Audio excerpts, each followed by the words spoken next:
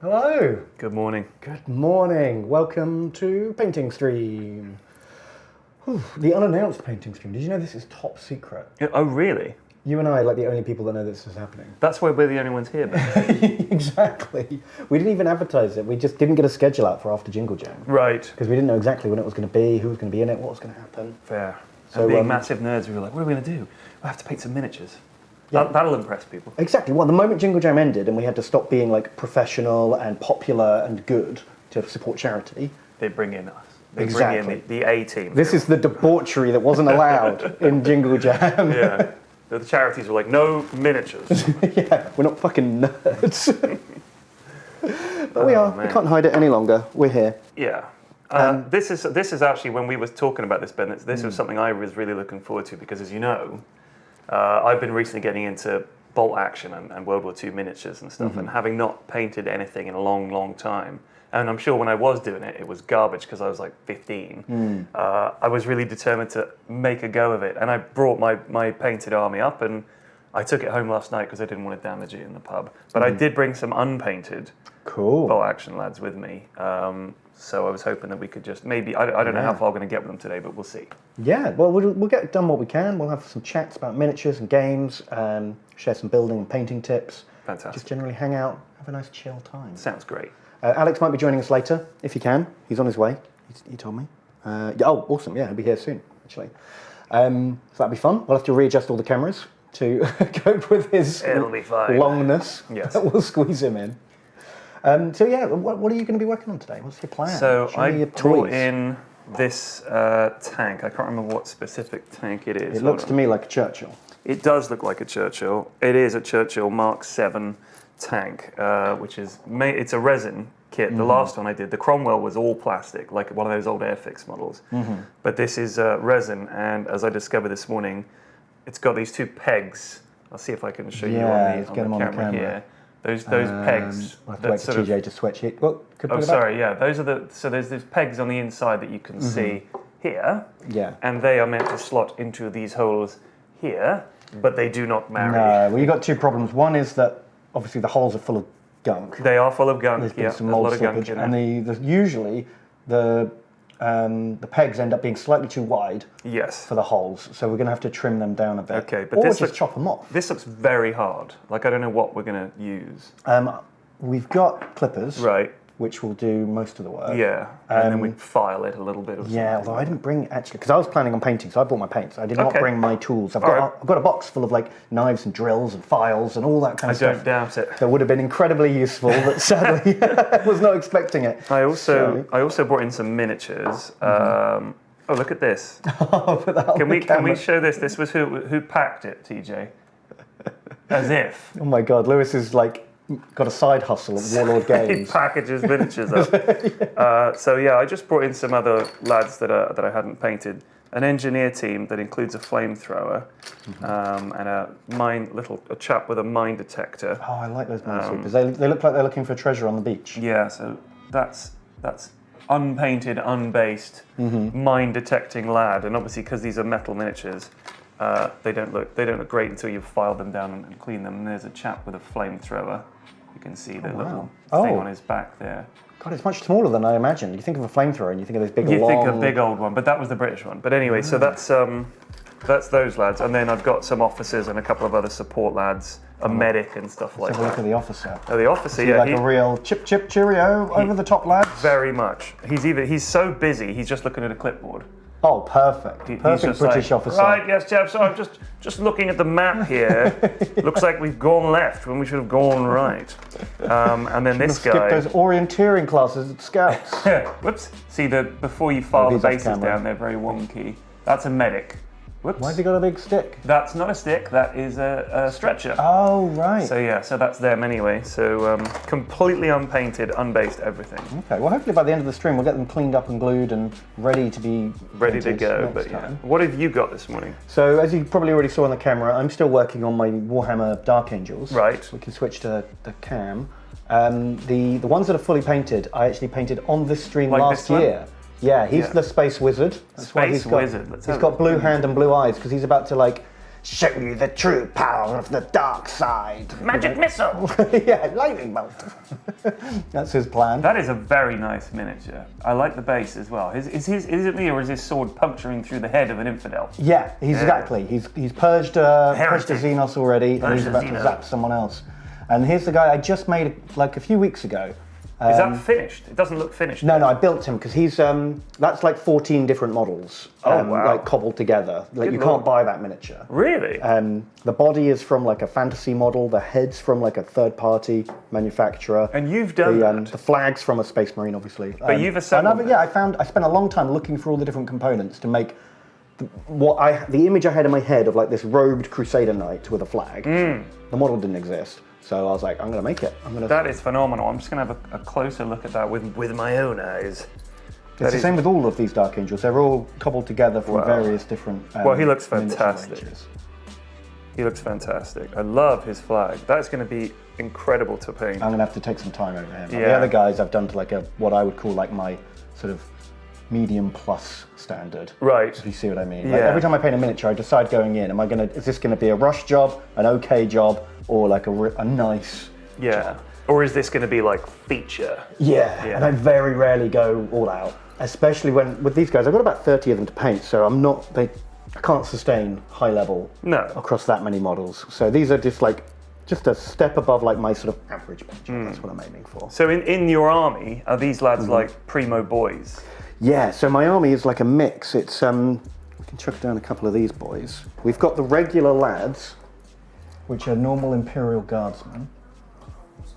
Normal Imperial Guardsmen. We can switch the camera in a sec. So what the idea was, I had the image of this like badass space knight, but I thought, how do you make a badass big guy seem cooler? You surround him with fucking idiots. Small people. The Holmes and Watson effect. Right, so just these lads are your regular, so they almost look like Imperial troops, exactly. like the regular Imperial troops. So these are like your regular Imperial Guardsmen. Yeah. And then there's a small amount of these like real badass Space Marines, because that just makes them look cooler. So the army is like 40 of those small guys, and then a couple of their like tanks, and then it's like 10 of him. Right. Is this Walker part of your the Walker? That's part of the Imperial Guard. They'd get a Walker. The Walker is almost the same size as these lads. I think that's how badass they are. That's the dream.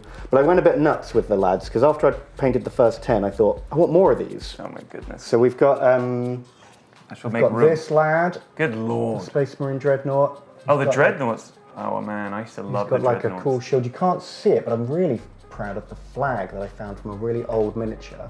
It's like wow. It's like a Grim Reaper, but it's too tall to actually be on camera. That is really snazzy. He's a cool guy. And he's got a little give to the middle there, is that? Yeah, he's on a pivot. Oh wow. So mainly so I can pack him up in a box. Right. Because he's a tall boy. I thought he was like the old He-Man figures where you cocked him back and then he swung his sword. But yeah, he's got elastic kung fu action. Yeah. And I've got a few others that I've made that we can show off later. Like, we'll do one more. We've got some guys with shields, which need painting. Right. Got these big, like, gothic angel shields. That's cool. Because I recently watched The Last Duel. Yes, we spoke about this in the pub. We were talking about the other day, and that was what made me dig this army out. I was like, I've got a whole army of like grim Crusader knights, and after watching those two, Ben Affleck, not Ben Affleck, what was it? Matt Damon, and Adam Driver, really grim and gritty, beating the poop out of each other in armor. I was like, I need to get back on these guys. It's got me hot for it again. How about yourself? Have you been watching any like World War II films to get yourself in the mood for the bolt action? There are very few World War II movies made these days. I feel like if you go back, if you look at Turner Classic Movies, TCM channel on there's always some old war movie. It's either a cowboy movie or a war movie. They couldn't stop themselves, could they? They made hundreds. All the time. That was like your go-to film. The Americans made cowboy movies and we made World War II movies. I guess all the old equipment was still lying around. It wasn't hard to find the uniforms and the vehicles and stuff. And honestly, extras who had actually been in the war, who knew how to run around like soldiers, job done. Probably half the actors had actually served in some way. So whereas now it's an expensive period piece where you've got to get all the gear and everything. Absolutely. So that was something. But I also think it was obviously such a huge event that how could you not make movies about it? I mean, it would be like we made loads of movies about whatever a recent event is, I'm sure there'll be a bunch of COVID-related or some deadly virus movies, which I have seen quite a few of those. So, well, it's part of the culture, isn't it? I mean, the like world was at war for years, right? And that took over everyone's lives. How Absolutely. Could you not talk about it. So I think it became a big cultural touchstone, and also let's be quite honest, Ben. They cranked them out, so it was probably, like you said, just cheap to make a war movie in those days. Still plenty of fields in France where you could like drive around. Easy peasy. It's hard for me to go back and watch them though. One was on telly maybe last year, and I started watching it because I was like, oh, I've never seen this old war film. That could be good. And they obviously had loads of Allied tanks available. Not many German tanks available in the 60s for doing this. So they would paint up like Allied Stuarts with like German colours and pretend they were like Panzers. Okay. Which to most people, they look like a tank. It's different to the good guys' tank. Yeah. The good guys were using Shermans. Yeah. And no one cared. But as a nerd, I was like, that's a Stuart. That's a Stuart. The Germans didn't have Stuarts. That's not right. That is funny. But yeah, I do like World War II movies. Like I like the Dunkirk film that Nolan did. I thought was really good. That was good, yeah. But the ones that do come out tend to be very low budget and not very good. And I think, I mean, if I look back at the classic war movies, it wasn't literally just a battle. Yeah. It was actually telling a story, like Bridge Over the River Kwai, for instance, which is like, for me, a Christmas classic, because it's 15 hours long, and you can stick it on and veg on the sofa. Yeah. It's a classic. It's a classic World War II movie. The Great Escape, that's a classic. That is like such a dad film as well, isn't it? Like my dad probably used to watch that. Of course, yeah. I've never seen it all the way through. I've seen like chunks of it every year. Which one, Great Escape or Kwai? Both, actually, because they're both films that I've had on at Christmas during the family Christmas. So I've seen chunks of them, but then obviously I had my toys to play with as a kid. So wasn't fully paying attention. And because I've seen parts of them, I've never bothered to go back and actually sit down and watch them. That's fair. And sometimes it's hard to go back and watch an old film from start to finish these days because they feel so much slower paced than modern films. They do, yeah. Especially in a weird way, I feel like even the ones, most films back then were like an hour and 20, an hour and a half, job done. But then like The Longest Day, for example, which is a really good World War II movie, has everybody in it. Like all the actors of the day are in it. Like I think a very young Sean Connery is in it, Richard Burton is in it, like of course, everybody. Yeah, and the same with Bridge Too Far. That's just star-studded. There's like... Absolutely. See, that is a good movie. I love that movie. Just really good World War II movies. But there was one, I think it was The Longest Day. Chat, if anybody's listening to this conversation, which was the one where there's a scene, it did actually happen, where basically these French commandos have to attack, I think it was a casino or something at the end of a town, and there was a German gun position in the basement and machine guns on the roof, and basically Allied tanks turned up and helped out. And it's a really iconic shot of like, I don't know how they did it, because this was special effects. Yeah, so it was just like they had this camera that panned across the whole battle.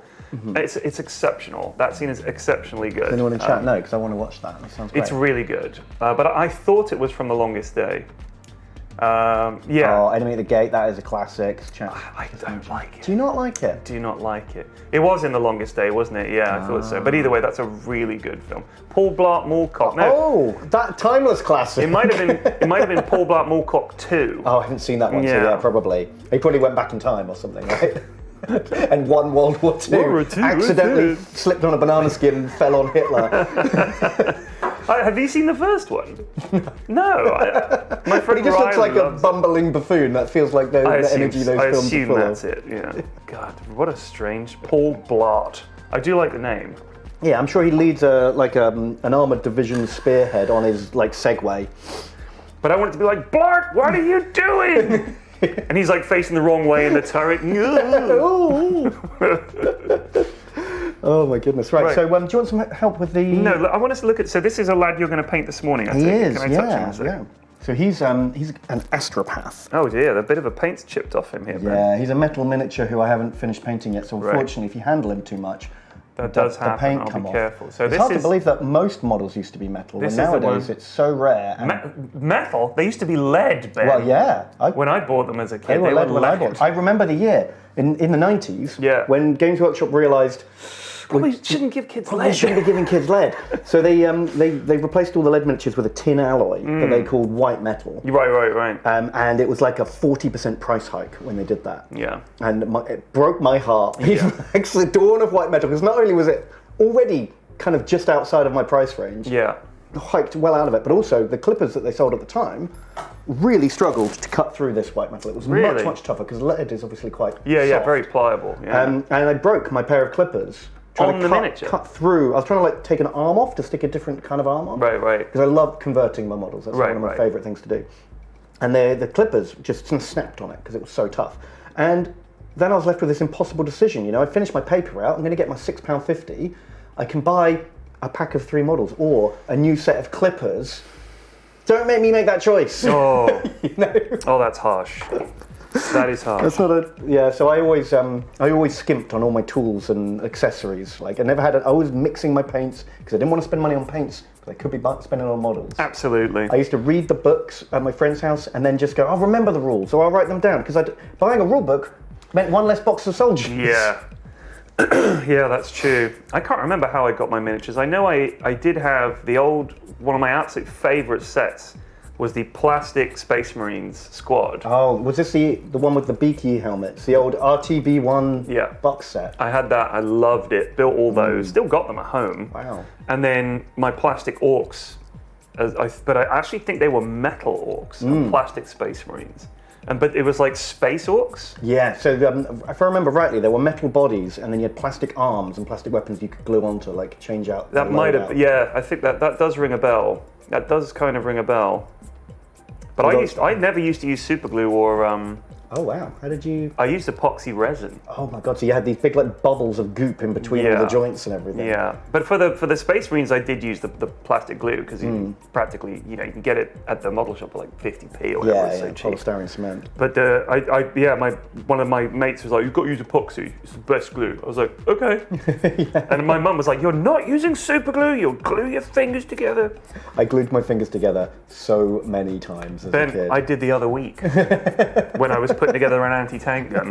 I was like, oh shit. I was like, it does hurt quite a bit. The problem with super glue is it's activated by moisture. Oh. Like water is a catalyst and makes it set almost instantaneously. So my sweaty nerd hands. Exactly. That's why it glues to your fingers better than the models. Oh, because your fingers are slightly wet and the model isn't. Yeah.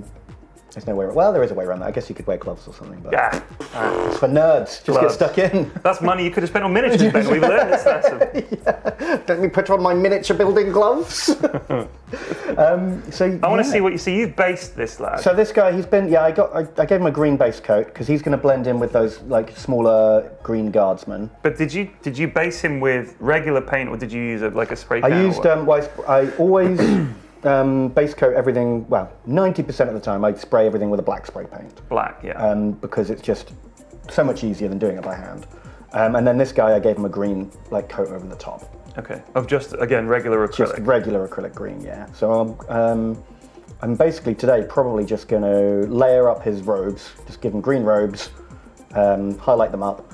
And then I need another colour on him. That's the problem. He can't just be green. Let's have a look. So let's pop him in front of the camera. Yeah. Let's see, because maybe I could do his big collars could be a different colour, or maybe. Let's see if we can get him. I'll get him nice and close so we can have a look at the detail. Cause he's a.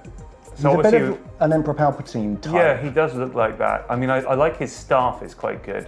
Yeah. But he's actually got quite a plain. It's quite a plain model, not in a bad way. But I think. Well, he's not like a rad awesome hero. He's a real nerd advisor, kind of like, let me consult the bones. Consult the bones. So maybe that middle bit in between his legs could be a different colour. That could be like a tabard. Orange or something, some kind of tabard, yeah. Because there's definitely a delineation there between the two. And I think that would make sense. I just wonder whether it would be cool to put some symbols on him. So, well, he's got the belt buckle. He's got the eagle buckle. I can pop that out in gold. But I mean, maybe his robe has, in June when he has a vision of Jessica in the future and she's got sort of Fremen tattoos on her face. Whether it might be cool to have some small symbology on him. Yeah, like some script or runes or something. Yeah. Just something of the occasional piece of text or a rune on him. But it would be hard if I do him in green because. That's what I'm thinking. Because then if I do it in black, you barely see it. I might have to do it in white. He'd look a bit like the Riddler.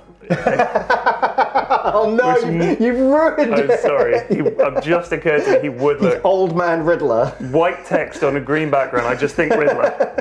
Oh, should I give him purple cuffs as well? Just to really offset it. And turn his staff into a big question mark. Sorry, Ben. Perfect. It would have worked. It would have worked. I would have gotten away with it too. Oh my god. Yeah, so someone in chat's asking about the donation overlay. It's gone. It has, because officially the Jingle Jam ended last night. Yeah, that was it. We closed out on, I believe, it was like £3.34 million. Wow. That is nuts. Just enormous. That is nuts. So that's it. You can still donate to us if you want. Yeah. But, you know, we're not quite a charity case. No. And the Jingle Jam this year has concluded. That's it. You can no longer get the collection of games. Yeah. You'll have to wait till next year. Yeah. Or just, donate to charity whenever you feel like it. Just not through us. Yeah, you can just do that. No problem. But yeah, it was I think that's like $4.5 million or something. So yeah, £3.3 million.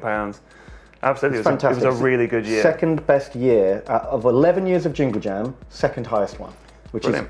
is fucking amazing. That's just absolutely fantastic. You guys have been brilliant. Yep, agreed. But that's over. On with the minutes. It's over. No more charity Jingle Jam talk. This is nerd time. So if I were you, sir, what I recommend is probably clipping these pegs off, but leaving a small chunk of it there just to help you as a guide for gluing. Yeah. Okay. And the clippers can probably take a good chunk. I'll fart around doing that while you're painting this. I've got you this knife for detailed cleaning. Okay. Scraping and whatnot. So, oh god, we've got so many lights on us that actually all my models are backlit. It's kind of hard to paint. I'm gonna have to tip them at a weird angle. We did have how do I pronounce that? Sheffardler? Sheffardler. Where? The donation on the right hand side. Sheffardler.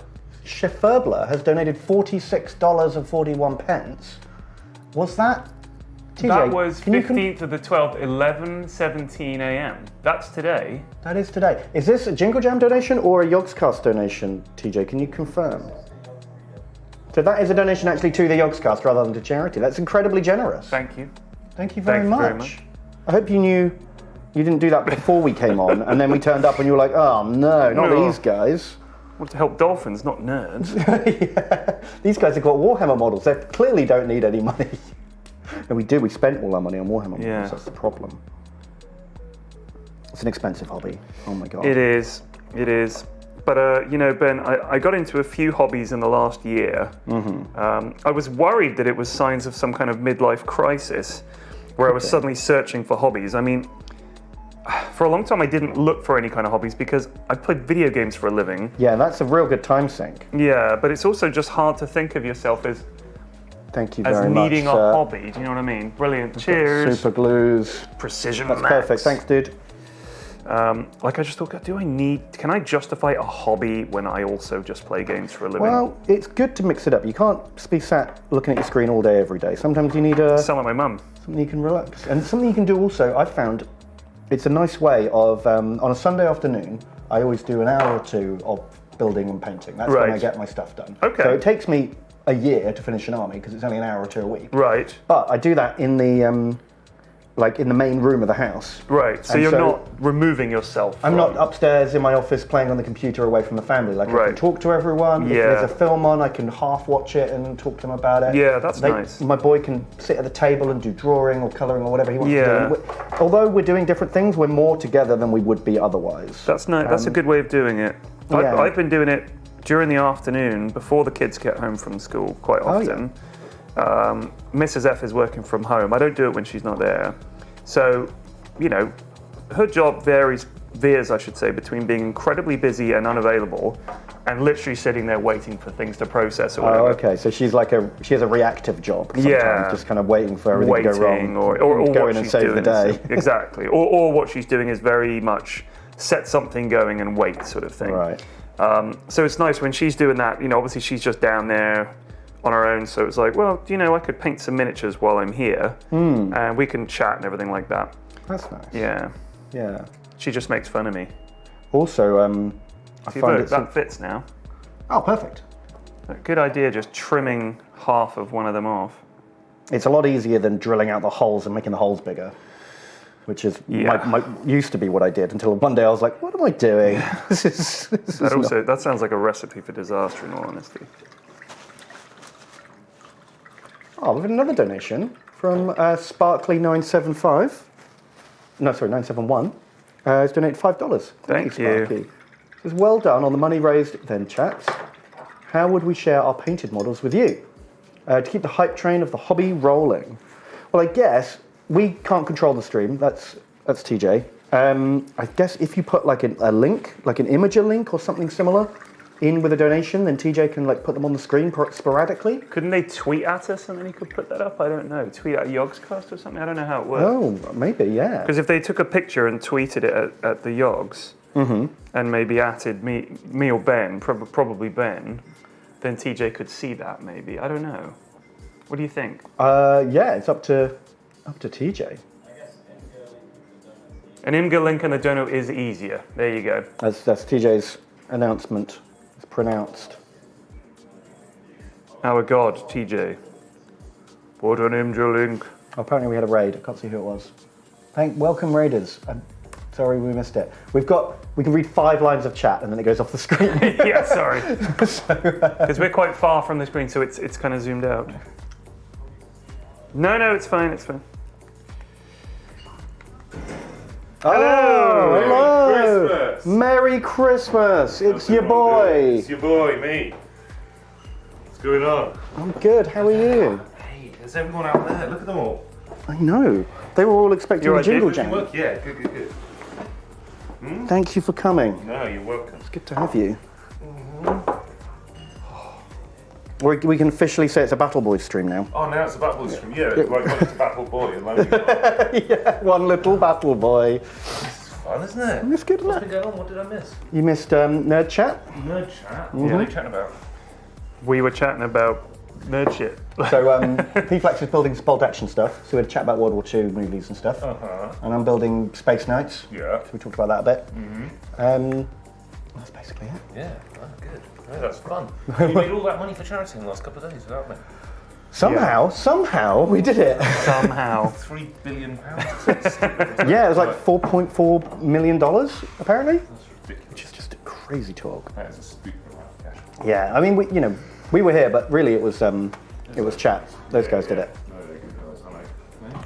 TJ's going to fix the camera so that you're not a disembodied voice. Yeah, it's cool. You can just see my hands. See? Look at these. This is where the magic happens. Anyway. That's true, that's the best bit. Look at these guys.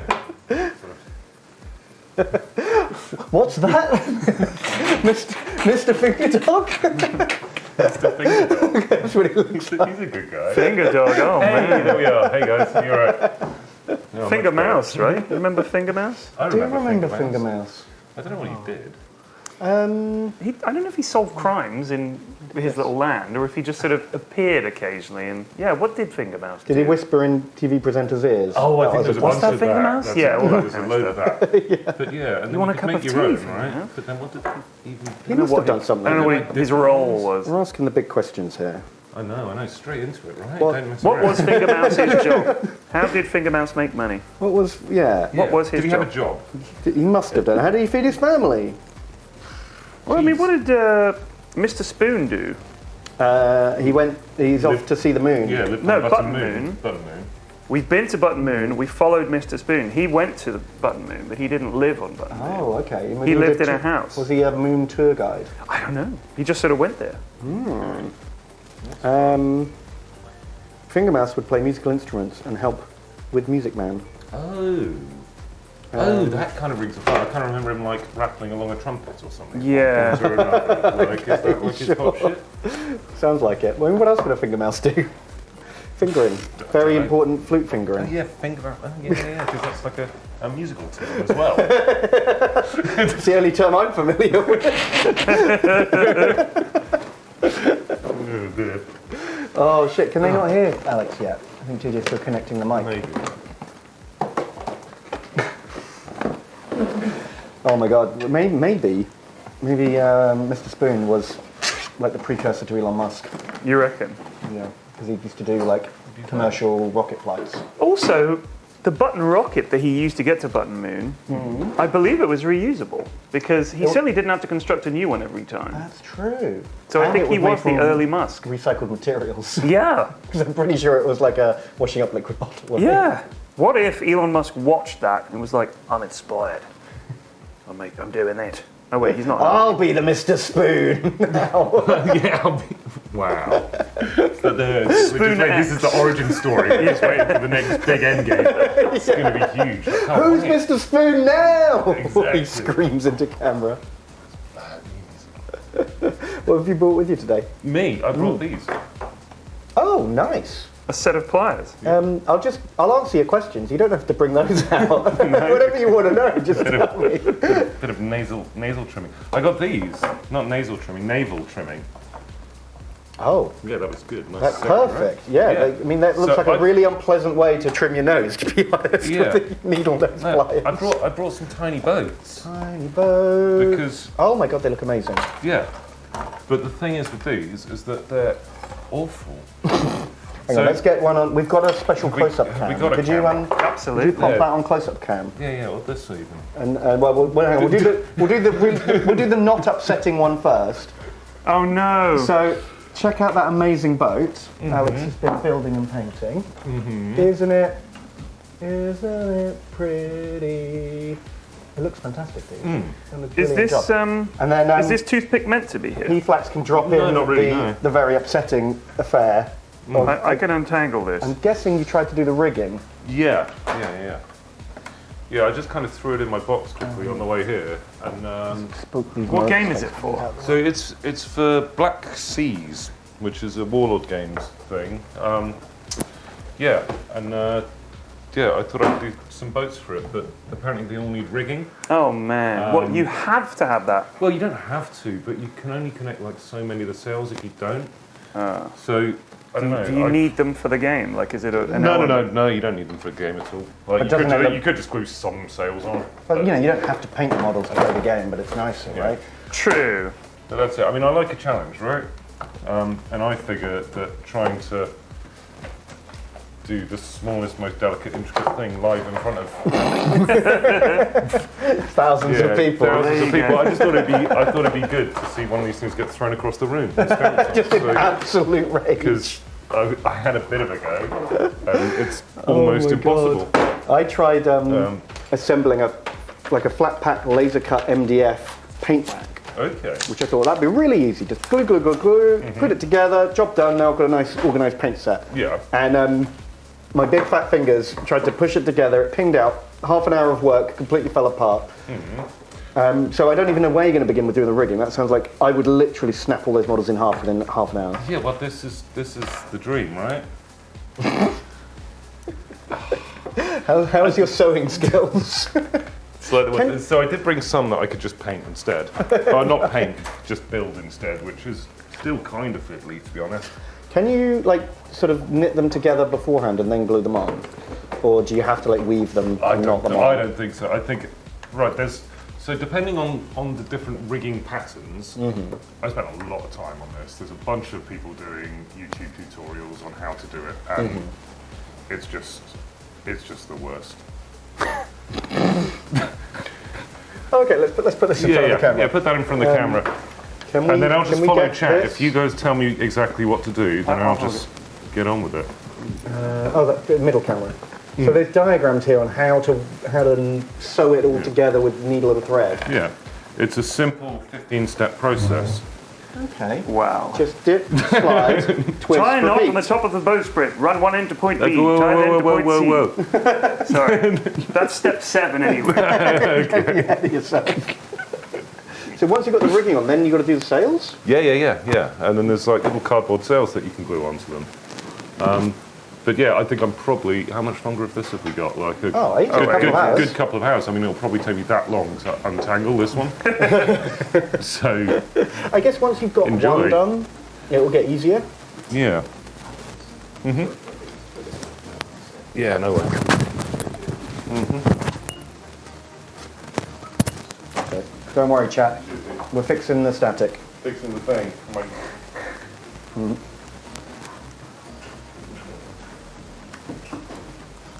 There's old Churchill coming along. We're lining them up. Is that any better? Lining them up. There is. Maybe. Oh, that actually fits. That's ridiculous. Smooth ASMR. I like to not glue my turrets in, because Relaxing. it's always fun to point them in the right tear direction. them. Yeah, Lovely. always. Even though it actually doesn't turn very well. What if you trim it out a little bit? No, it's just that there's details on the top of the model that it gets caught on. What you can do... You want to turn it, you want to set it like that. Glue a penny or two underneath. Take a shiny penny. Yeah, no. Because then that will lift you up a couple of mil. That and is you'll what have I'm the going to clearance. need. Yeah. Nice. All right. Well, that more or less fits. Very good. Right. Am I any better now? Is that better, chat? Any more buzzing?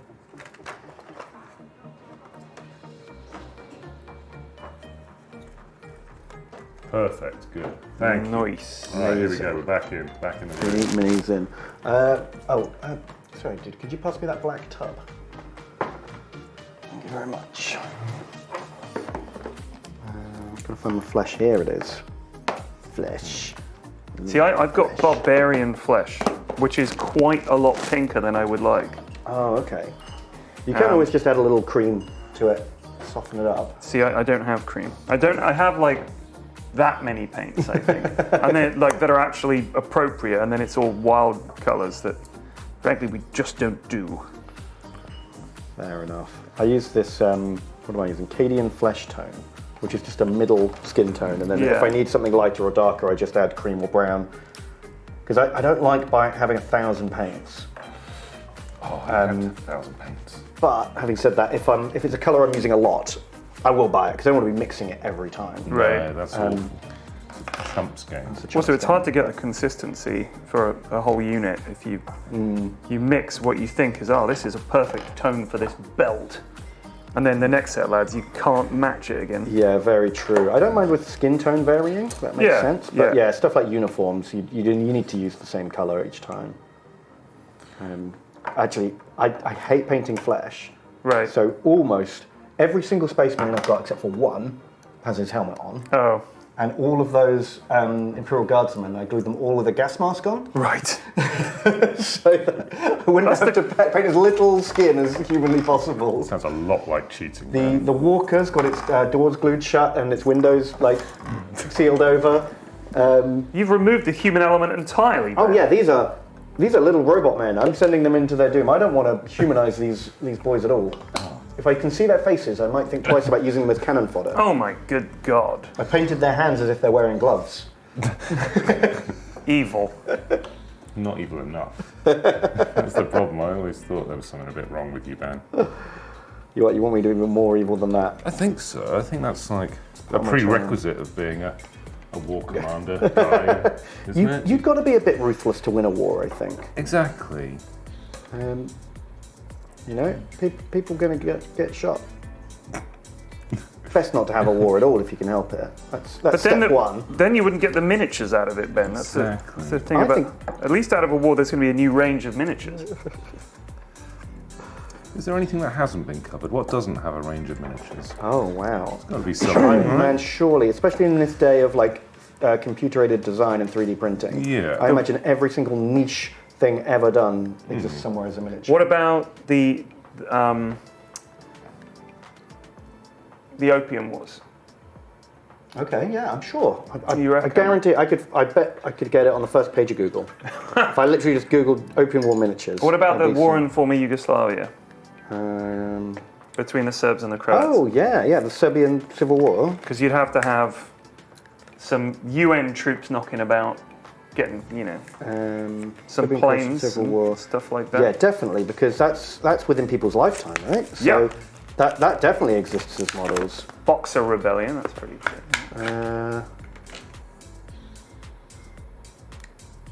Oh no, that's World War I Serbians. That's not what you want. But how niche is that?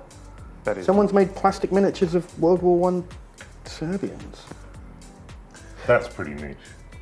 Do you think there's something like historical wargaming is one thing, like fighting Romans against Celts? Yeah. Like we're so far removed from that no one can really get upset about it. Right. Mm-hmm. And when World War II is obviously a bit of a stickier situation, but then much more like current conflicts, gaming in like Iraq and Afghanistan, and so that just feels very different.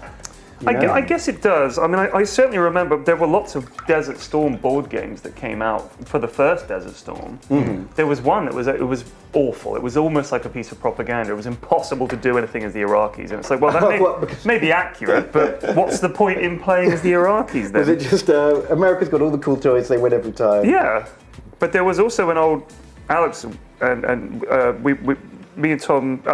Ben were talking about this the other day about the old Avalon Hill games they used to make. Oh yeah. All the old hex-based things. And they seemed to have one for more or less every time anything happened, they had a board game for it. Yeah, and there was one, I can't remember what it was called. It was like one of the more famous ones. And it was a Russians versus Americans future war, not too far future. Oh yeah, like a hypothetical non-nuclear World War III exactly. kind of thing. And it was like a meeting, basically there's like a big highway and there were multiple maps. I mean, for one thing... Was that the Fallujah Gap? No, it wasn't the Fallujah Gap. It was something else. I'll look it up on my phone because I'll be able to figure it out. It might have even been based on some Tom Clancy thing. Oh, probably which was. they did quite a lot. Yeah, he enjoyed that. But it was completely unbalanced in favour of the Americans again. Well, the problem is because the moment people make a war game, they want to make a rule for every kind of cool piece of tech. Yeah. Right? So, you've got night vision on your tanks, so we better put that in. You've got special infrared guidance, we've got to put a rule in for that. Yeah. And then suddenly the side with the most tech just gets a million special rules. Yeah. And then the Soviets just get more men? Yeah. I guess? Yeah. Yeah. I mean, in bolt action, I think it works quite well because the Soviets just get a free unit of green lads. Just an extra 11 untrained boys. But that's actually, I mean, that's really useful rather than just, you get 2 more tanks. World in conflict, no. No, this was just like a set of one-off scenarios using this rule set. It wasn't like there was no broader sort of strategic, world map or anything. It was like literally just a specific scenario. Yeah. It was like, on one side you had the road with the forest, you turn the map over for a slightly different scenario. I'll look it up. Yeah. You know what I'm still waiting for? Where's my Australian Emu War miniatures? Emu War. That's the one. That'd be fun. You know the emus won that war. The Australians declared war on the emus because they were like a pest, and they sent out a bunch of guys on trucks with machine guns to exterminate the emus. Yeah. They killed like 5 of them, ran out of bullets, and drove home. And that was That's shit. I know, right? It was just this absolute disaster. How much did that whole military operation cost? Quite a lot of money. 3 trillion Australian dollars. Maybe it's just like a little sort of bit of embezzling or sort of. The emus were in on it though. Yeah, that's the it's a sneaky thing. way to hide a few extra quid, isn't it? Yep. Well, I noticed that Warlord Games I think they do Korean. They do, Which is other than MASH, I've hardly seen any films about the Korean War, board games, video games. Can you think of a single video very game? little about the Korean War, Yeah. even though it's quite interesting because it's not that long after World War II. They're using a lot of the same equipment and tactics. Yeah.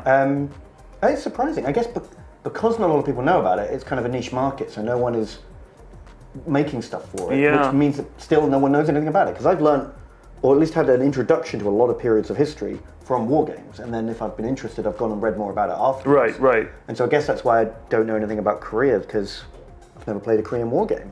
Yeah, no, I haven't. Oh shit, yeah, chat, you're right. It's literally called the Forgotten War, isn't it, sometimes? Yeah, I mean, it's sandwiched between 2, I would say, and I don't mean to disparage the Korean War, sure, it tried its conflicts. best, but literally 2 more iconic wars than World War II and Vietnam, especially in the American consciousness, whichever.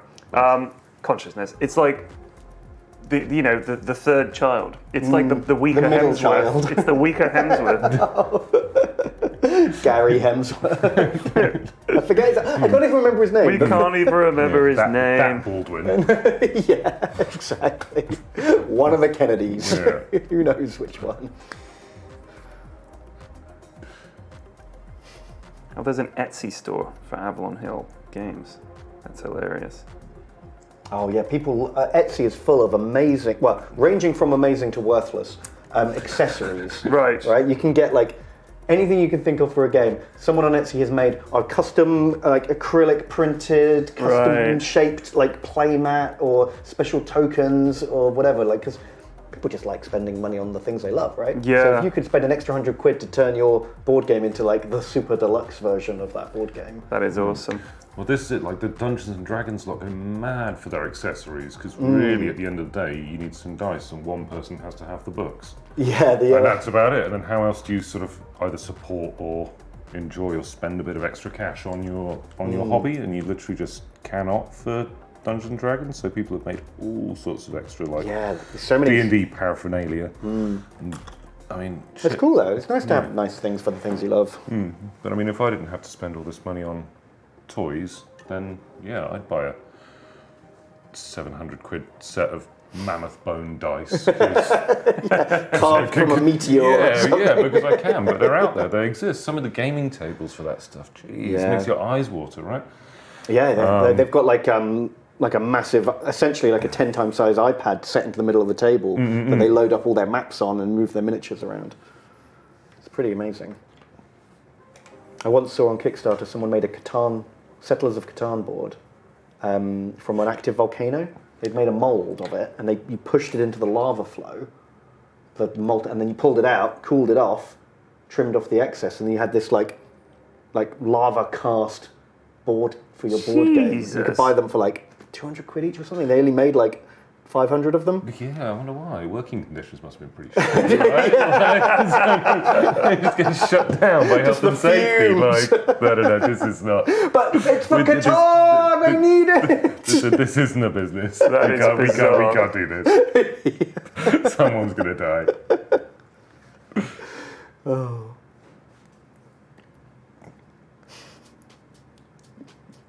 Oh my god, we've had a bunch of other donations in.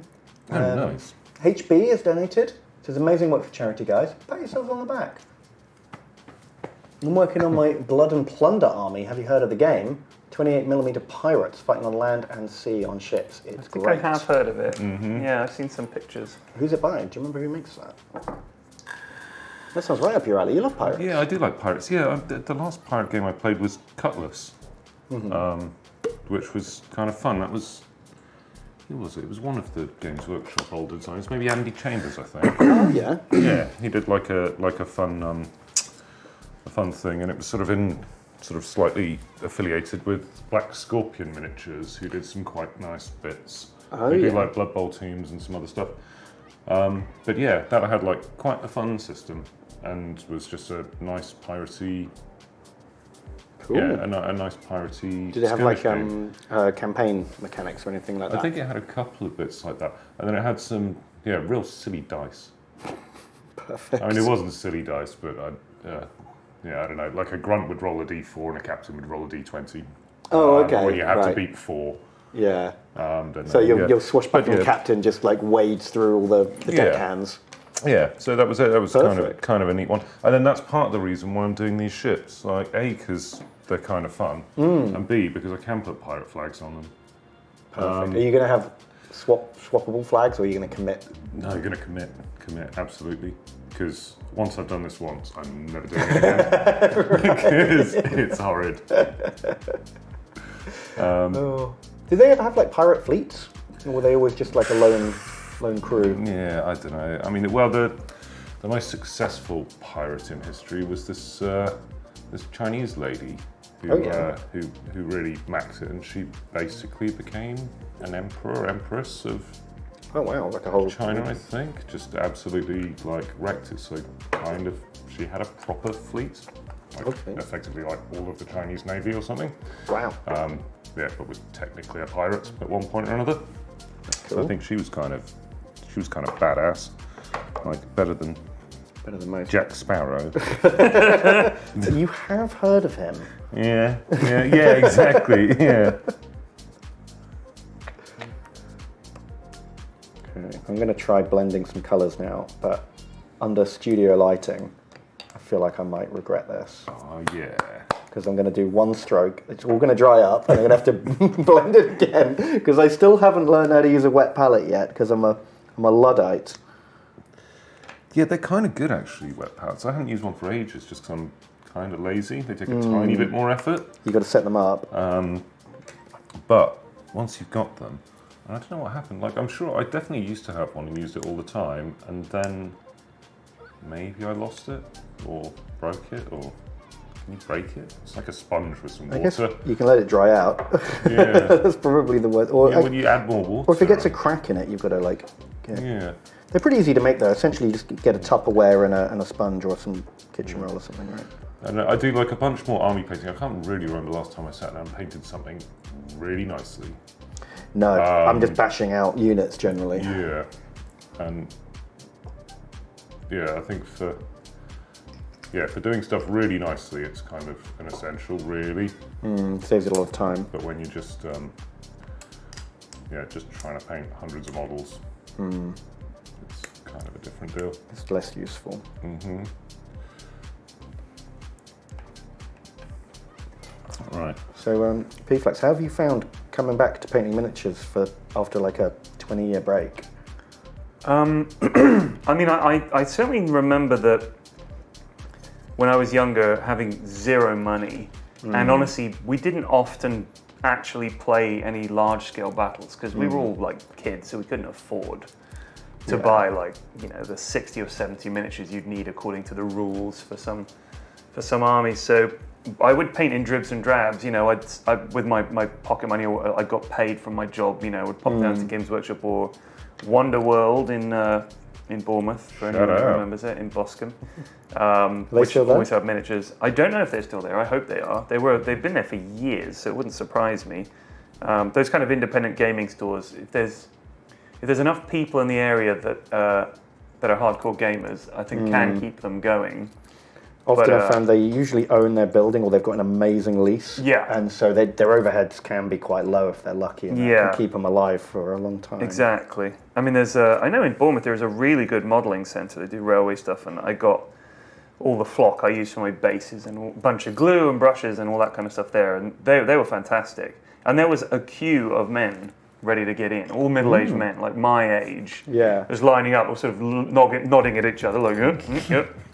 I was like, I found my home, and I brought my kids in, and they were like, children in the modelling centre. But they had everything you could imagine there. But they were more of a train sort of thing, and people would come from quite far to go. Well, that's it. They're destination shops, aren't they? Like people seek them out. They don't have to be on the high street to get their customers. I mean, this was literally on a trading estate, out in the middle of a very quiet part of Poole, actually, and it was sort of interesting to me that they existed. I said, I never knew you guys were here. And they were like, well, we've been here for 25 years, And they just get by on the fact that, like you said, they're a destination shop. People will come from all over the county to get whatever it is that they need. And I just thought it was really nice to see that they were doing all right. But that's good.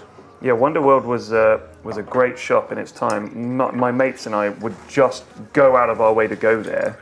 None of us lived in Boscombe. It was a pain to get to, and Boscombe's horrible. It was quite a long bus ride. But the alternative was just Games Workshop. Or basically, you'd have to hope that some toy shop had decided to sell some of these miniature things, Yeah, which is really unreliable and inconsistent. Very much so.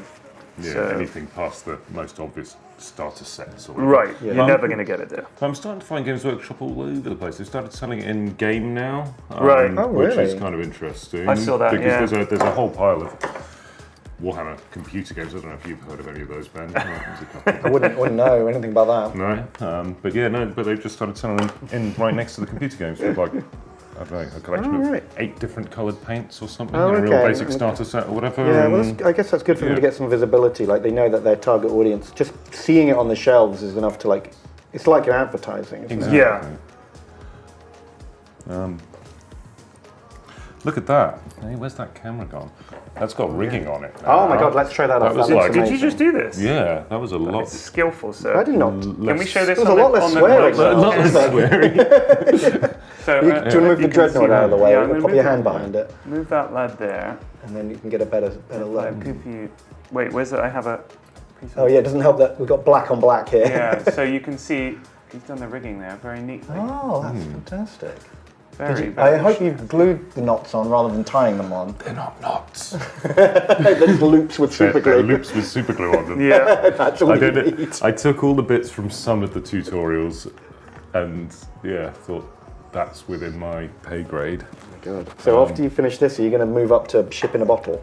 Oh, can you imagine? This is a gateway drug to ship in a bottle. Yeah. I mean, it is kind of satisfying, and I didn't throw it across the room. So, I mean, maybe it is the hot new thing for me. But, well, yeah, maybe I'll speak too soon. I'm going to get some sails out and see if they fit anymore. Oh God, that'll be annoying if you've done it and it's not quite right. I'm sure it looked just like it did in the picture, which means it's perfect. Yeah, I missed out a bunch of steps, but there's just enough for me to get things on it Always now. nice when you skip a step and it doesn't all fall apart in the last hurdle. Oh God. Anyway, I win. But yeah, these are lovely little things. Oh yeah, to answer your question, Ben, it has been fun to get back into it, but I've never had to paint 30 of the same lad before. Yeah, that's the really. downside of historical gaming. You Yeah. just need a lot of normal boys, at least with something like fantasy or sci-fi. I mean, like you were showing me here with your units, you could paint them however you liked, and as long as the model is still recognisably of that type. But it's not like the British Army were like, whatever colour hat you like. It's like, no, you're wearing your green hat. So. I don't know, you say that to some of the dumb guys, wear whatever hat you like. Someone goes running out wearing a red one, you can go first as well. After you, sir. Off you get. I mean, I suppose there are some uniforms where stupid red hats is kind of thing. I mean, all of this, this is all supposed to be Trafalgar a bit, so 1770 to 1830. There's no camo, they can wear, it's all very snazzy uniforms, isn't it? Yeah. So this is actually sort of a little bit,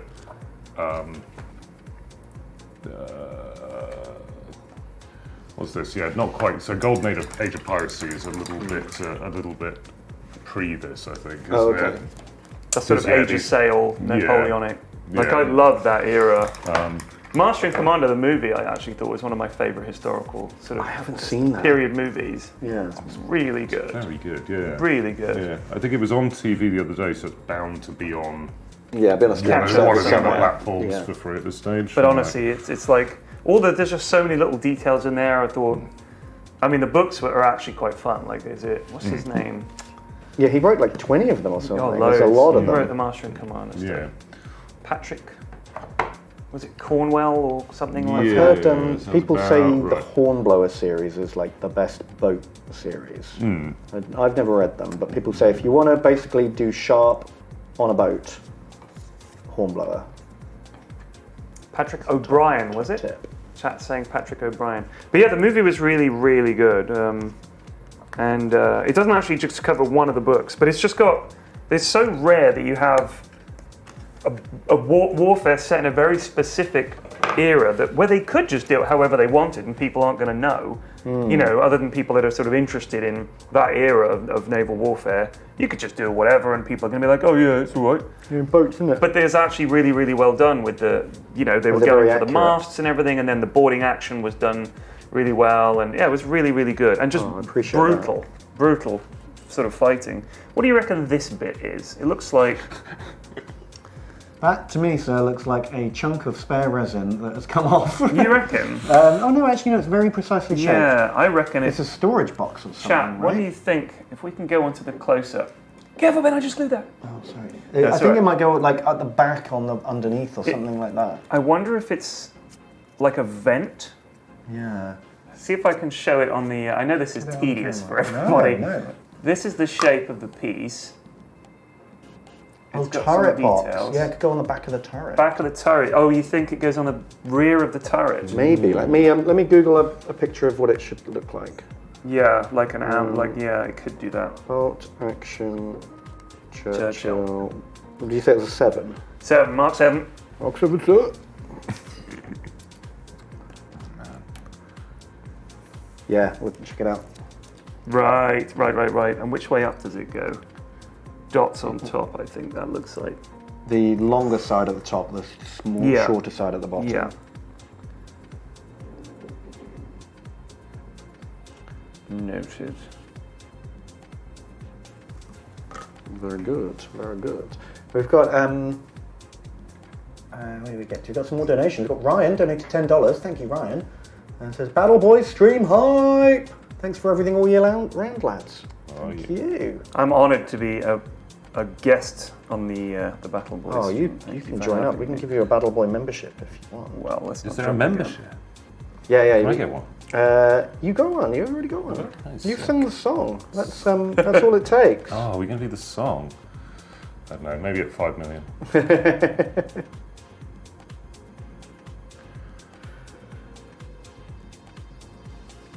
Silence of concentration. I know. Who said Mahons has donated? Thank you, Mahons. And says, if only there was a models command like on Ben's channel that linked to Google Forms, Kappa.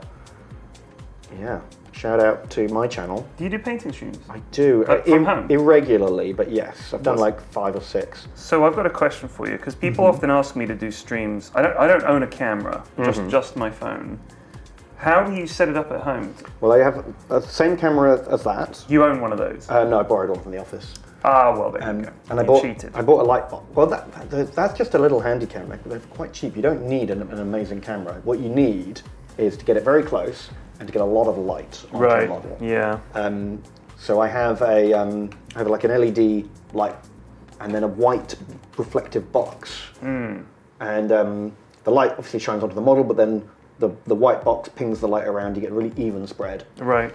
And you just need to get the camera in real close. The only problem is, it's zoomed in so close that when you're painting it, if you move it slightly, the model just drifts off camera. Right. You don't notice because you're painting. And so you've got to train yourself to keep your model in the same spot without it drifting. Oh gosh, I struggle with that. But if you want to watch, I will check. Twitch.tv/Bedgars. Nice. Nicely done. Are there VODs of the painting stream? Yeah, my VODs disappear after a month or 2 or 3 months or something like that. Lame, isn't it? But the last one I did was only a few weeks ago, so there's probably still one on there. Sure, endeavour to check it out. I have to admit, my painting streams usually, I do about half an hour of painting and then I start chatting and then we start Googling and looking at models and then we do some polls and then we do some tier rankings and then I paint for another 20 minutes and then then I show off everyone else's models because they send me pictures of their stuff. Right. I get so little painting done, but we have a good time. That's the important thing. I'm going to have to get my... I was thinking about getting laser eye surgery because I've got to the point now where I think I was chatting to Tom about this actually.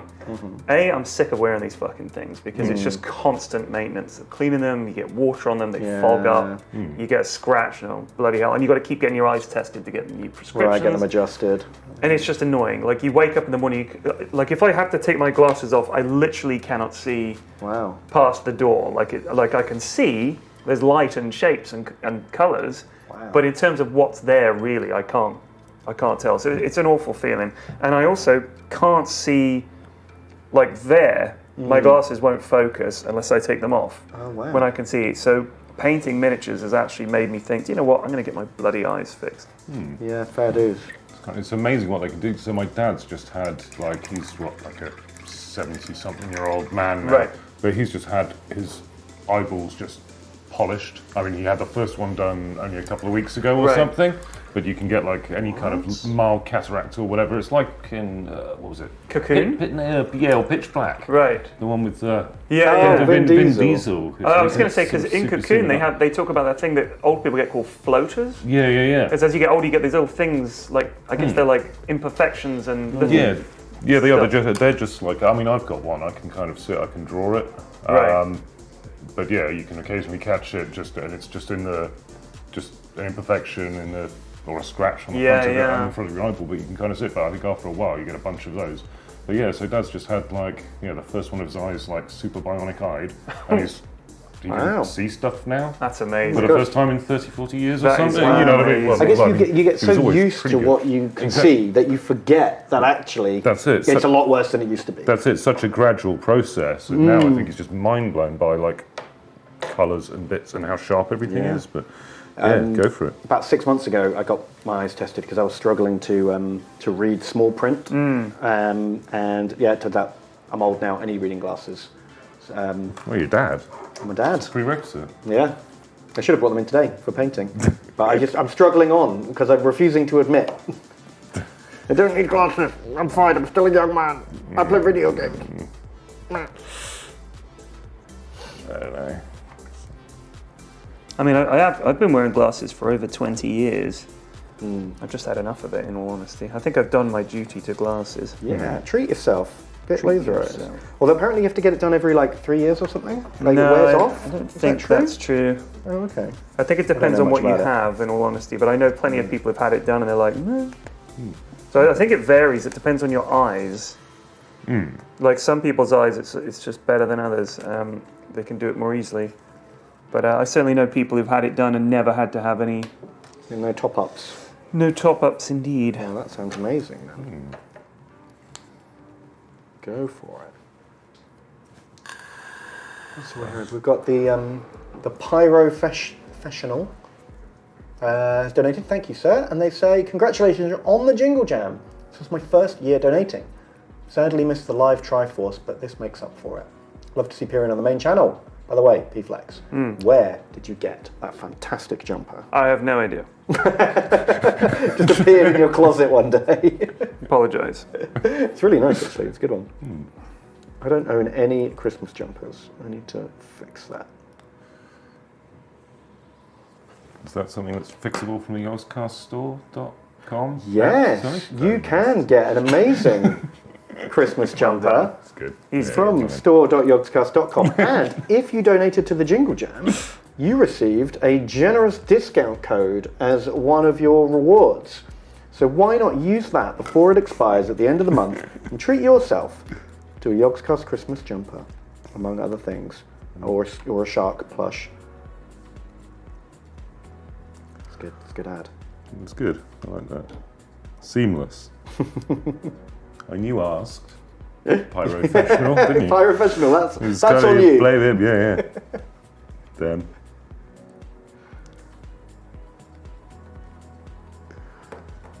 Okay, this is getting to the silly bit now. Oh. I've got glue all over my hands and I'm doing something, and there's bits of glue. I'm kind of running out of table that doesn't have glue on it. There's like tools stuck to the table. This is where we're getting to that bit. Getting to the anger point. Yeah. You don't have a file on you, do you, Ben? No, I don't. Okay. I got like a little something somewhere. Is that like filey enough? That's like a little It's like a scraper. Thank you. Oh God, I just got a waft of that glue pile you've got. yeah, that's sort of also part of it as well. Oof. Yeah, it's getting to the point where I don't want to throw it against the wall as well because I've done an amount of work to it. Oh, okay, you're deep now. You're committed. But then the more I put on, the more likely it is I'm going to snap another fragile bit off. So, yeah, who knows? Okay, danger zone. Yeah. Oh man, don't you hit it. There's one specific paint I require in a big old box. Oh, there it is. That didn't take too long.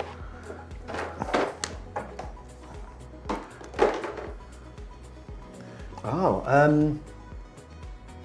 Ponage has donated and says, my first game, Ready Knight for the Heresy. What do you think? And they posted a link. TJ, can we see Oh, yeah. Ponage's knight model that they've just painted? I want to see that. He's on it. He's on the case. Have you got a trashy brush? Something Yes, a little skinnier than this. I do. I don't just something kind of square. keep them in this box. Like, do you just want to really ruin a brush? No, I'm not going to ruin it. What I need is something kind of with a skinnier handle as possible, a little skinnier than this. I'm trying to roll these sails to make them a bit more billowy. Right. So I want something to sort of roll them around. Basically, sort of. I think that is my skinniest. Kind of. Yeah, that's probably about right. But yeah, just something to give them a bit of life. But yeah, the smaller sails, it was kind of fine with my knife for a second, but yeah, that's good, thank you. Now we got something.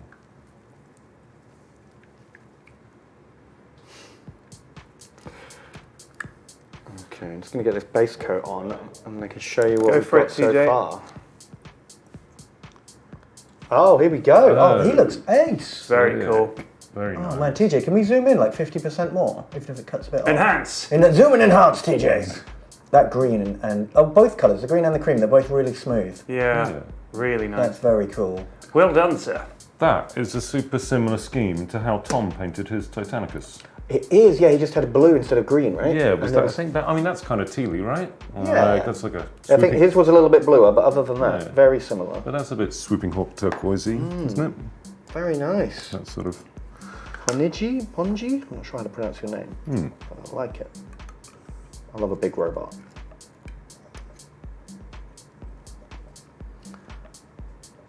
We've got another one actually. We've got Sparkly 971. This is my first attempt at non-metallic gold.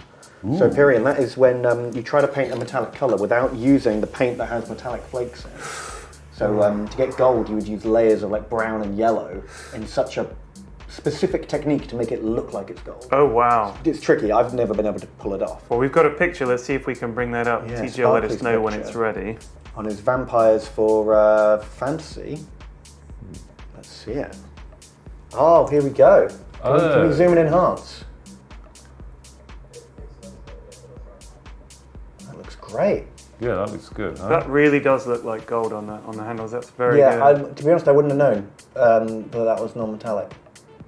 Why would you do it that way, though? There's a couple of reasons. One is... You're not going to tell me there's some ethical concerns around the metallic paint? Oh, no. Okay.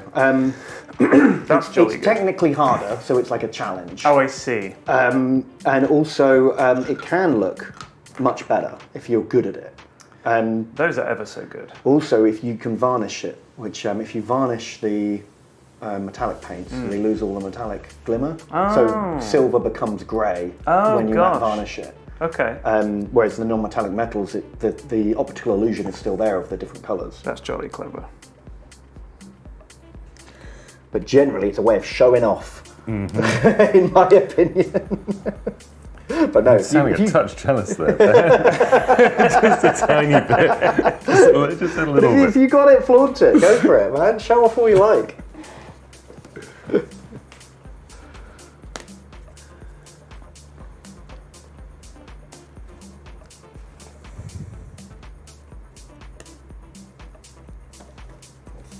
Non-metallic melons. They think they're better than us.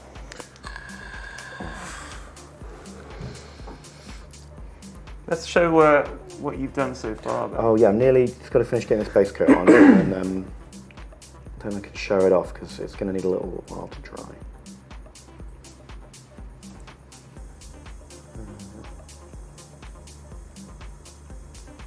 God, I hate using this colour, but it's just the perfect colour. This Ricard Flesh, right? It's a great base coat for doing parchment or cream cloth, but something about the way Games Workshop makes the paint, it's really lumpy and it dries out really fast and streaky.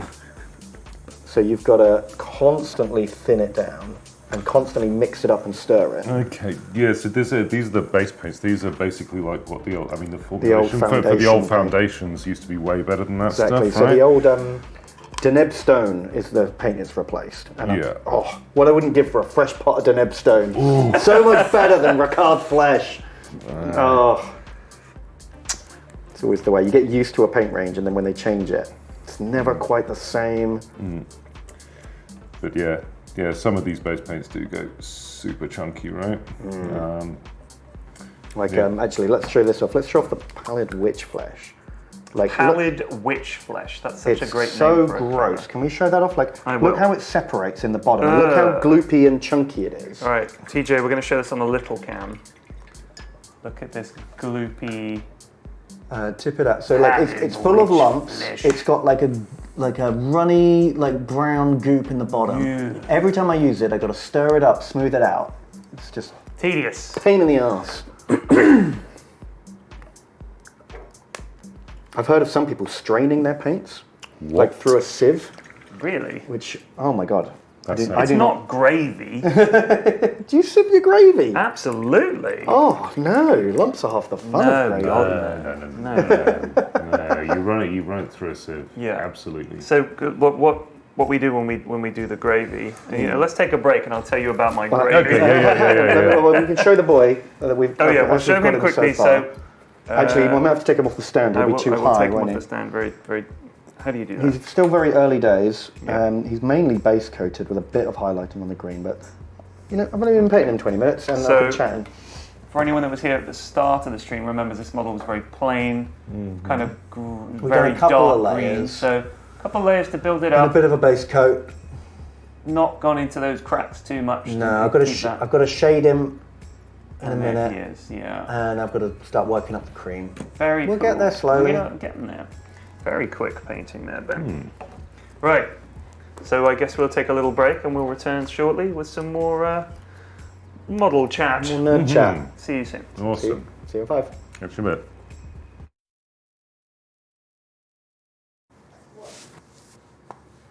Bam, welcome back to the painting stream, where Alex is slowly losing his mind, gluing tiny strings and sails together. And fingers. Don't forget the fingers. Can I show that? Because that's really nice. All right, have a look at this. So I don't know for anyone again who was here, if you were here at the start of the stream, Alex brought in these little ships, which are fantastic. He's done an amazing job in quite a short space of time. If you pop it back a little bit further. Put the rigging in, which you can see all the way up to the, I can't remember what this bit's called. The spigot. We'll call it the spigot. Yeah. It's not, but it... The prow stabber. So the... Yeah, push those boys out of the way. Push that light out of the way. So you can see there the rigging. The bowsprit. The bowsprit, yes, that's it, the bowsprit. And then all the way back here, and you can see really, really nice effects with the billowiness of the sails there with the rigging. Really, really, really cool. So well done. Good heavens, I would have buggered that right up, I tell you what. That's not even taking you that long. That's Not been really. about 20 minutes, half an hour of that? I think, I don't know, I haven't played this yet. I don't like to paint with unpainted models, really. So I have done, I don't know, this is like a little bit of everything, these few bits in front of me. So there's sort of a big ship and a couple of smaller ships and sort of then 3 little ships. But that seemed like an okay-ish size starter army thing. But yeah, I reckon it's like an afternoon's work probably to do all the rigging and bits on. Yeah, and I guess you'll get quicker at it if you do more. Maybe. Or more angry that's when with it. mistakes happen. It'll be fine. So we've actually had a message about those. HB has donated $5. It says, does Alex know that those Black Sea vessels can also be used in Mantic's fantasy ship game, Armada? Ooh. Also, we need more Alex. 1 stream a year isn't nearly enough. I know. It's bad news. It's just so busy, right? We had that many games for Jingle Jam this year, and we wanted to show them all off. Yeah. And so this is one here, like a day after. Because we had like 56 games in the collection, so if you do 3 of those per stream, that's nearly 10 streams just of those. Yeah. Then we wanted to do like the quiz and the Hat Films music stream, and we just couldn't squeeze it all in. It's too good. Too good, too much stuff, too much good stuff. But we can definitely do more stuff in the future. Yeah, no, I'm in. I'm down. Always am. Always up for nerd Always chat. down for it. Nerd chat. With sideshow of painting. What am I going to do now? I've just inked my boy, so I need something else while the ink dries. Don't do it. I wouldn't want to, ruin your beautiful work or take away the joy of finishing the project all by yourself, Alex. Well dodged. TJ, we just cleared one that we haven't read yet. There was a message about Emperor Spears that I hadn't read. I skipped one to talk about boats. But yeah, no. So what was it? So Mantic have got a little boats game, have they? It's called Armada. It's called Armada, and it's set in their like Warhammer Fantasy type world. So it's like Man of War. Okay. They've got like orcs and elves and dwarves and stuff. And I imagine these are probably quite similar to like the human boats in that game and the same scale. Wasn't that Uncharted Seas? That was made by the people who made that was Spartan. Spartan Games. Yeah, they made Dystopian Wars. Yeah, because they did a fantasy thing a bit like Man of War ages ago, but they're impossible to find those boats these days. Yeah, well, they went out of business. Yeah, but even second hand, I don't think anyone cared about them enough to. It was never a big thing. But the Mantic boats look cool. Yeah, I've still got some Man of War somewhere. Oh wow, that's kind of fun stuff. Wasn't there? Seas of Blood was a Warhammer ship. Yeah, that was the way expansion to Man of War. that added So the dwarves and stuff. Yeah, because I played that with my friend. He bought the dwarven ships, and it was the worst thing ever. It was ridiculous. So broken because the dwarves got like armored ironclads with turrets. They literally had ironclads with turrets. And my friend would just park in the middle of the map and go and fold his arms and be like, right, come at me. Well, it wasn't just that, but also because they were steam powered, they had didn't have to play with the wind at all. Yeah, no wind. So no wind rules whatsoever, and could just do what they wanted. Tank around, just Pac-Man around. While you're trying to tack zigzag through the wind with your billowing ships that just explode when cannoned. Classic Warhammer dwarves. Dwarves have to be the best. Yeah, they have to be tough, never run away, very strong. They're a tiny bit slower than everyone else, but don't worry about that because it doesn't really matter. And they've got cannons that can reach there anyway, so if they can't run there, they'll just shoot us. All right, whatever. Dwarves were always bullshit in every game. But yeah, that game was real silly. It was bad.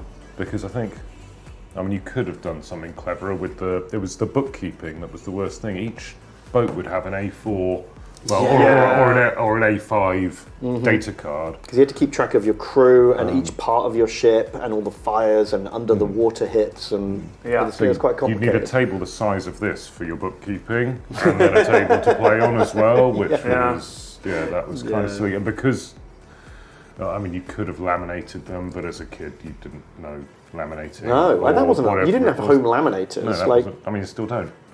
But I would have gone and got them.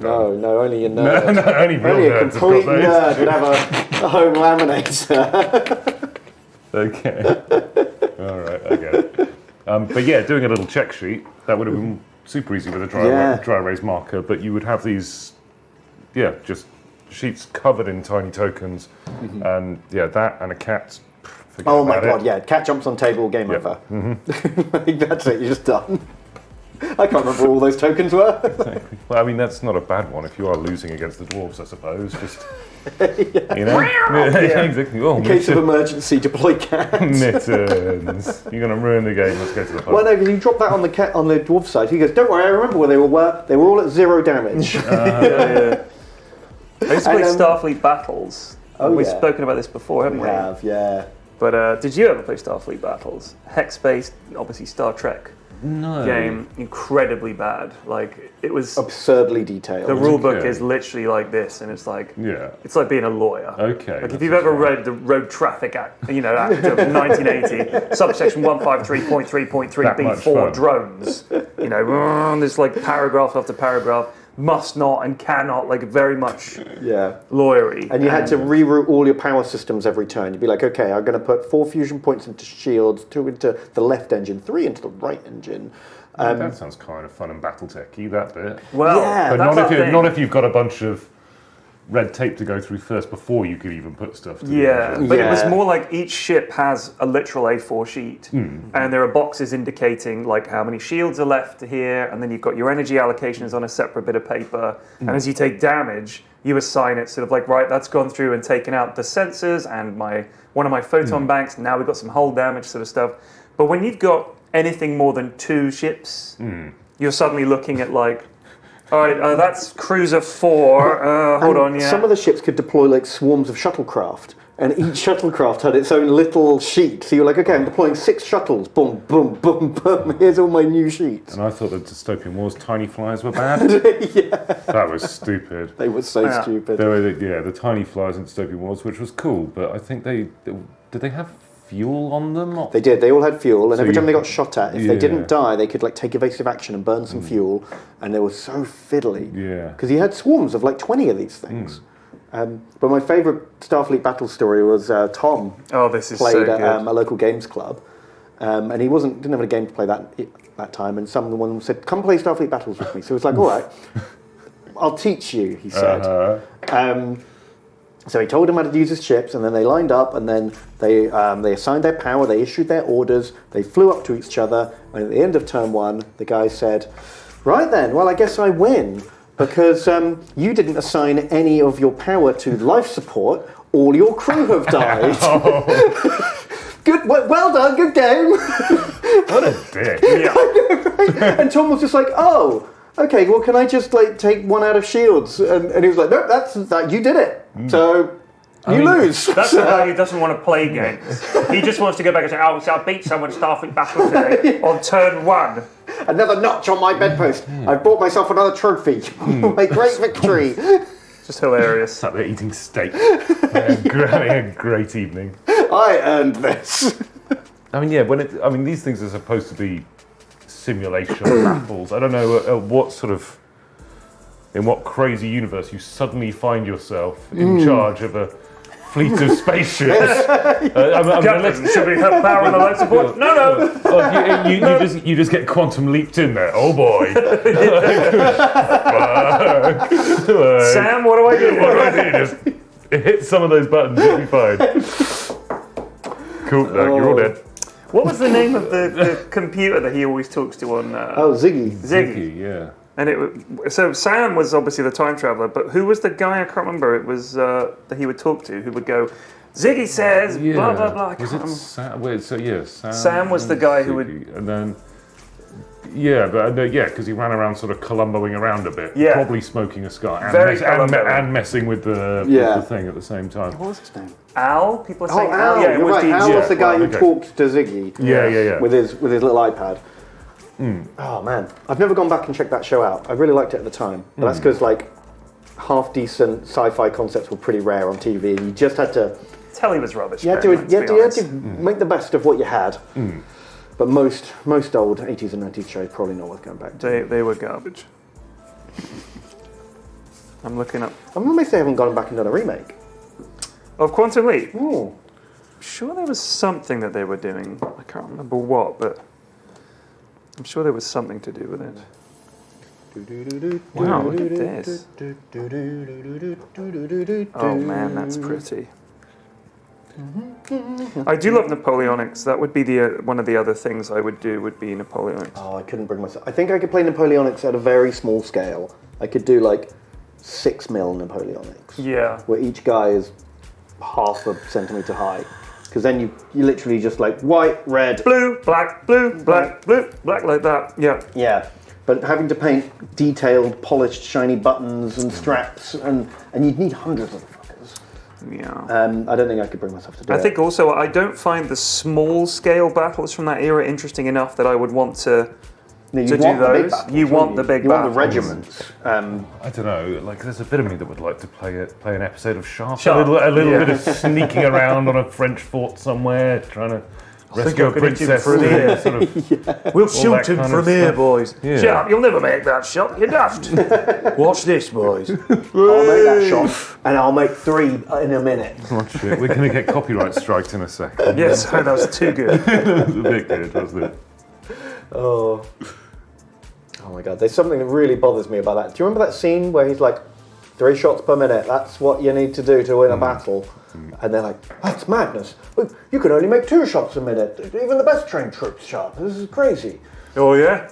Watch this. Takes off his jacket. By God, Sharp, you've revolutionised warfare. But you only had 1 fucking loaded. That's what bothers me about that scene. He's like, bang, 1. I'm reloading. 2.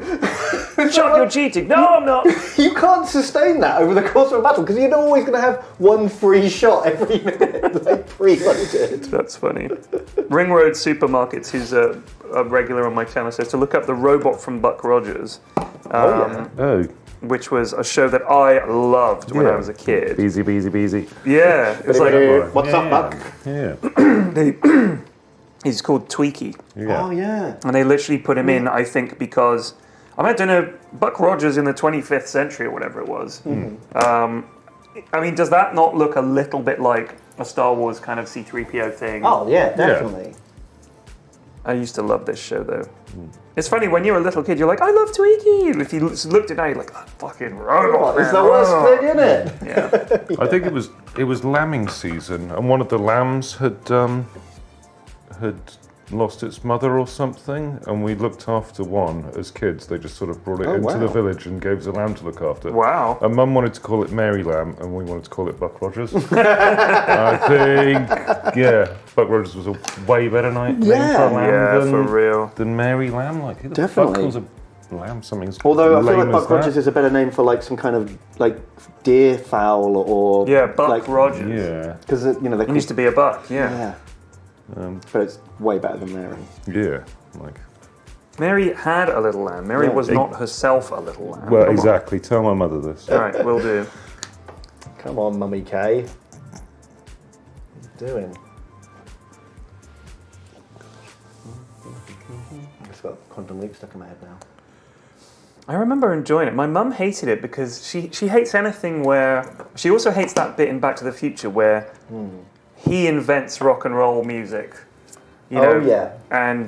Johnny B. Good. Yeah, and he plays it, and Chuck Berry's like, wow. She was like, "This is so offensive. They didn't invent rock music." Like, she was really annoyed. And Sam was always doing stuff like that, like bump into some historic figure. Oh, and inspiring them, like meeting Elvis and then going, oh, I nearly stepped on your blue suede shoes Yeah, he's there. like, "Oh, I think I made my song about that." He's like, really annoyed my mum. He's like, "Oh, it's ridiculous." Taken away from the genius of Elvis. Yeah. I was like, it's just a joke. I realise now as I get older, I have a lot in common with her. Just, I hate it. Just grumping. Yeah, just grumping. Straight grumping. Oh. Right. I need chat to decide which model I'm going to start painting next while I wait for this ink to dry. I'm going to line up 3 Space Marine boys. Who are we going to start cracking on with? How long have we got left? On camera, I've got about an hour. Okay, so I'm gonna actually put a base coat on my British. We got Guy with egg timer, old time's up boy with big sword. We've got Banner lad. Banner lad. Or we've got this boy. Everybody's saying Banner boy. Come on. Helmet guy. Come on. Winged helmet. Banner boy. Banner. Boy. People are hot for Banner. Flag guy. It's a banner, not a flag. I see a lot of banner lads. All right, we'll start cracking on with Banner boy. He's the best one, to be honest. Bruce Banner is what his hero is going to be called. So if how can I'm actually your painting, so I'll just keep assembling, I guess. But Let's see how you're getting on. Well, I was going to undercoat this side. Oh no, do it. I can give you the bits. I'll give you a like a knackered brush, like a bigger but not so good brush, just because then that'll make your life easier. And I've got a matte black.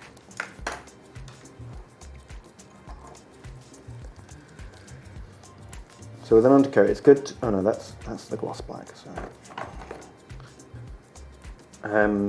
it's good to water it down a bit to get a smooth coat, but not so much that you end up having to do it twice. Okay.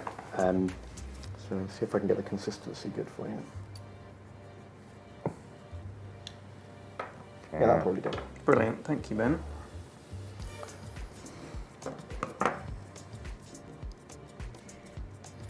We've got some more donors. Did we? Oh, we did see the. We saw the vampire. That was cool. Thank you, Sparky. We've got Ninja427 has donated. Thank you very much. And says, "Hi guys. I finally started trying to paint my Emperor's spears. Came up with this quicker, dirtier scheme. What do you think? Hopefully, TJ can bring up the Emperor's Spears Space Marines. I quite like the Emperor's Spears colours. They're like blue Space Marines, but with white. And blue and white always works really well. Oh man, that looks great. Good guy. He's even etched in the runes, or he's got Very something. cool. Yeah. Very cool. Somehow he's done those runes. I love on that there, sort of eggshell blue you've got going on. I like the dusty stuff, like the weathery boots. They're kind of neat, right? Like. That looks rad. You've got amazing he's a light good guy. sourcing on the plasma cannon. Very nice. I like them a lot. Tresbian. It's a lot paler than they traditionally are. They're normally like a deeper blue than that, but this totally works. I'm always up for variations. You want to make it your own, you know? You don't have to just do it like it says on the box. Yep, that's what I did with my rigging. It's purely a creative decision. This thing wouldn't fucking sail. Not a fucking chance. It was too little for one. I mean, Well, exactly. Oh, Banner Boy won by a landslide. Chat, very hot to see some Banner Boy progress. they love a banner.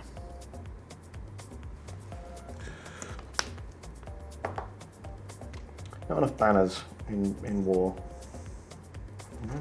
I think modern warfare was distinctly lacking in the both the drummer, fifer, and banner carrier. Exactly. How are you going to get your leadership rerolls? How are they going to know where to go? Follow that banner. I wonder what the Taliban will make of that if we said, you know what, let's actually just send a sort of 19th century bunch of British lads in there, just walking a whole bunch down of red coats with a Kandahar Valley or something.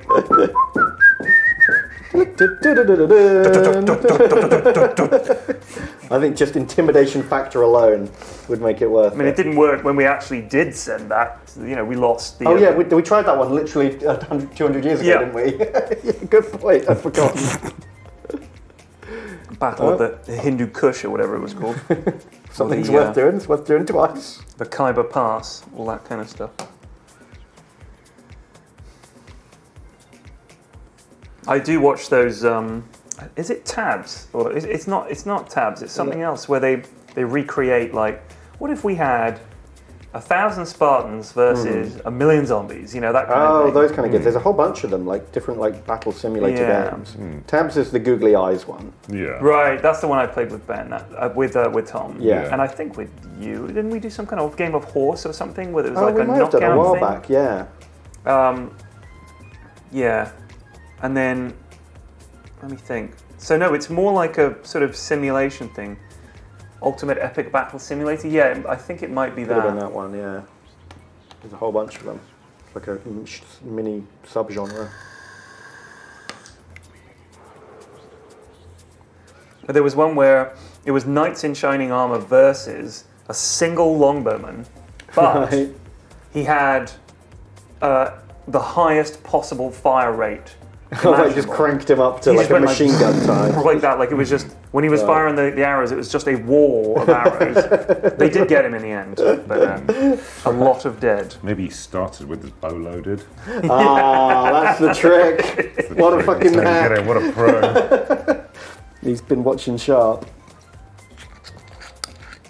I always like in those shows, there's always like some officer who's just an absolute dickhead. Oh yeah, just Very a real mean, predictably a petty But you're just arsehole. a peasant, Sharp. You can't possibly command men in battle. I know what I'm doing. You're not even landed. Yeah. How much land do you have? None. You got no land. Oh, it's such a ridiculous time, like when you could literally buy a commission in the army. Yeah, you know? what is up with that? Like, oh, Daddy bought me a captaincy. Just I crazy. prove myself in war. I mean, I guess it's jolly expensive, so, you know, where are you going to get the money from? Yeah. It's one way to tax the poshos without actually feeling like they're being taxed. Do you think we could do that? We could like charge Elon, let him buy a knighthood for like $1 billion. I think that you can already definitely buy For knighthood. much less than that. Yeah, that's true. What these bits are for.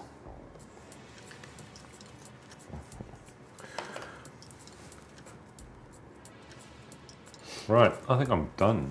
Oh. Sort of. So that's a boat over there. Yeah, let's pop him in front of the camera. Mind, sir? Of course, sorry. That's pretty fiddly and disgusting. Now, there are these fiddly, disgusting things. Oh, wow, like semaphore flags? Yeah. What the fuck? Very snazzy. Yeah. And great, then man. let's see if we can show these. Yeah. These then have to... Yeah, even smaller, stupider flags. But I think I've Look kind at of. these tiny flags. They're absolutely witty. But yeah, I Oh think my I'm God. kind Yeah, of. that's... That's just silly, isn't it? at I that think stage? give them like one big flag, like the French flag or the British flag. Yeah. And leave it at that, or the pirate flag, just so that it's easier to tell who's fighting who. Exactly. I mean, when I got the set of the basic sort of starter army for the Brits for bolt action, they give you a sheet of Like decal transfers, and you're meant to put like... Oh, it's insane. Like, I'd have to take my glasses off and, like, squint just to see the decal. And I'm like, how am I meant to manipulate that Tiny in little any red way? triangle that goes on the side of the tank or something like Or, that. like, the guy's shoulder. And he's, like, this big. He's like, come on. I can't do it. Too hard.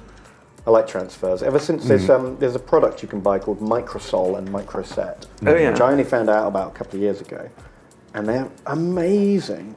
Like you put them down and it helps the transfer slide around and fit on right and not like stick too quickly. Yeah. And then you put the other one on once it's in the right position, and it very, very slightly melts the transfer with a chemical. Okay. So that it like takes it forms perfectly onto the shape it's on. So if it's not on a perfectly flat surface, instead of like bobbling up and having like an air bubble underneath it or looking weird, it will smooth it out perfectly. Oh, that's quite cool. And then it will also remove the shine and the edge off.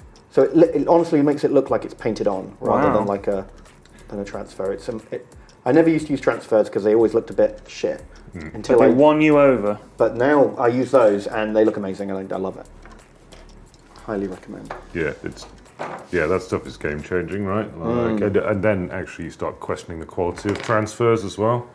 Like some with real bad white in them are just blech. Like you got to start thinking about how you're going to paint stuff underneath your transfers and stuff. But yeah, once you've got that down, Microsol, Microset, get on it. It is the way. Like I can show you actually. Like if we go back to the camera. Oh, sorry. Like that. Those are transfers. Obviously. Oh, really? Like I couldn't have hand painted that. And on all of my shoulder pads, like this checkerboard is a transfer. But you wouldn't know. It looks like it's been painted on. It's not a different colour or shade. It doesn't shine at all. And if I hadn't put Microsol or Microset on there, you'd be able to see where it's on a curved surface, and the transfer wouldn't have gone flush against it. It would pop up slightly and look like uneven. What the hell are these bits for? What do you reckon those are for? They're bits of loose track for. Yeah. Quite often tanks had spare bits of track in case a bit got blown off and they could just reconnect a new track link. It does look kind of like spare bits of track. What do you think? How should I paint this flag? Because I'm just doing the cloak at the moment, and I started painting the flag the same colour as the cloak, but actually that's probably a terrible idea. Like the background of the flag. You know what I mean? Yeah. Like obviously I do the detail. Yeah, like I hate these moulded banners. Really? Yeah. I use them. I paint them, but I think they're always horrid to paint. You've got to like paint something first, and then there's that much detail, but the detail on them's so fine. You've got to be like, I would almost rather freehand at them sometimes than. Wow. I can't freehand. I'm so bad at it. I'd struggle to draw a good picture of a banner with a pen, let alone with a brush.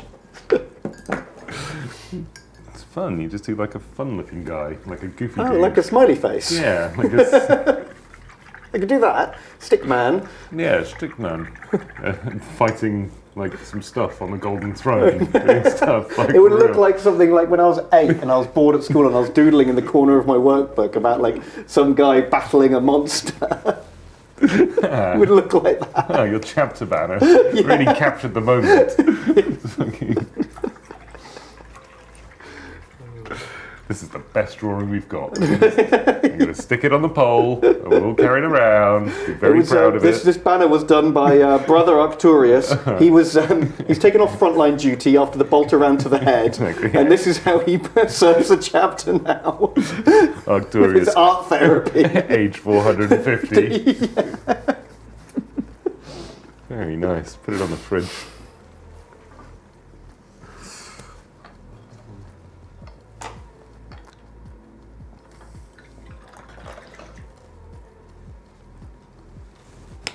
I can't be bothered with these fiddly bloody bits. Tank is a tank. It's got a barrel that's got some tracks. Very good. Do you want to show him off? No. Get him in the spot? No. Why not? It looks great. It's not painted or anything. No, but you've built it. That's what you've done this stream. You've done a thing. 3 parts. It was easy. So there it is, the Churchill tank.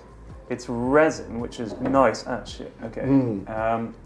Because it's quite easy to assemble, and I think they can make it a lot more detailed, but in an easy way. You know what I mean? Like I find like putting together I had a Cromwell tank. Putting that bloody thing together was a nightmare because most of the detail you also have to glue on. You know, there's sort of a lot more pieces. So the main reason they do it in resin rather than plastic is the plastic injection molds are quite expensive to set up. Right. So the Cromwell injection mold probably costs somewhere around £40,000. Really? So they have to know they're going to sell But then it's cheaper to produce. The amount of plastic in that sprue probably costs them about £1 or less.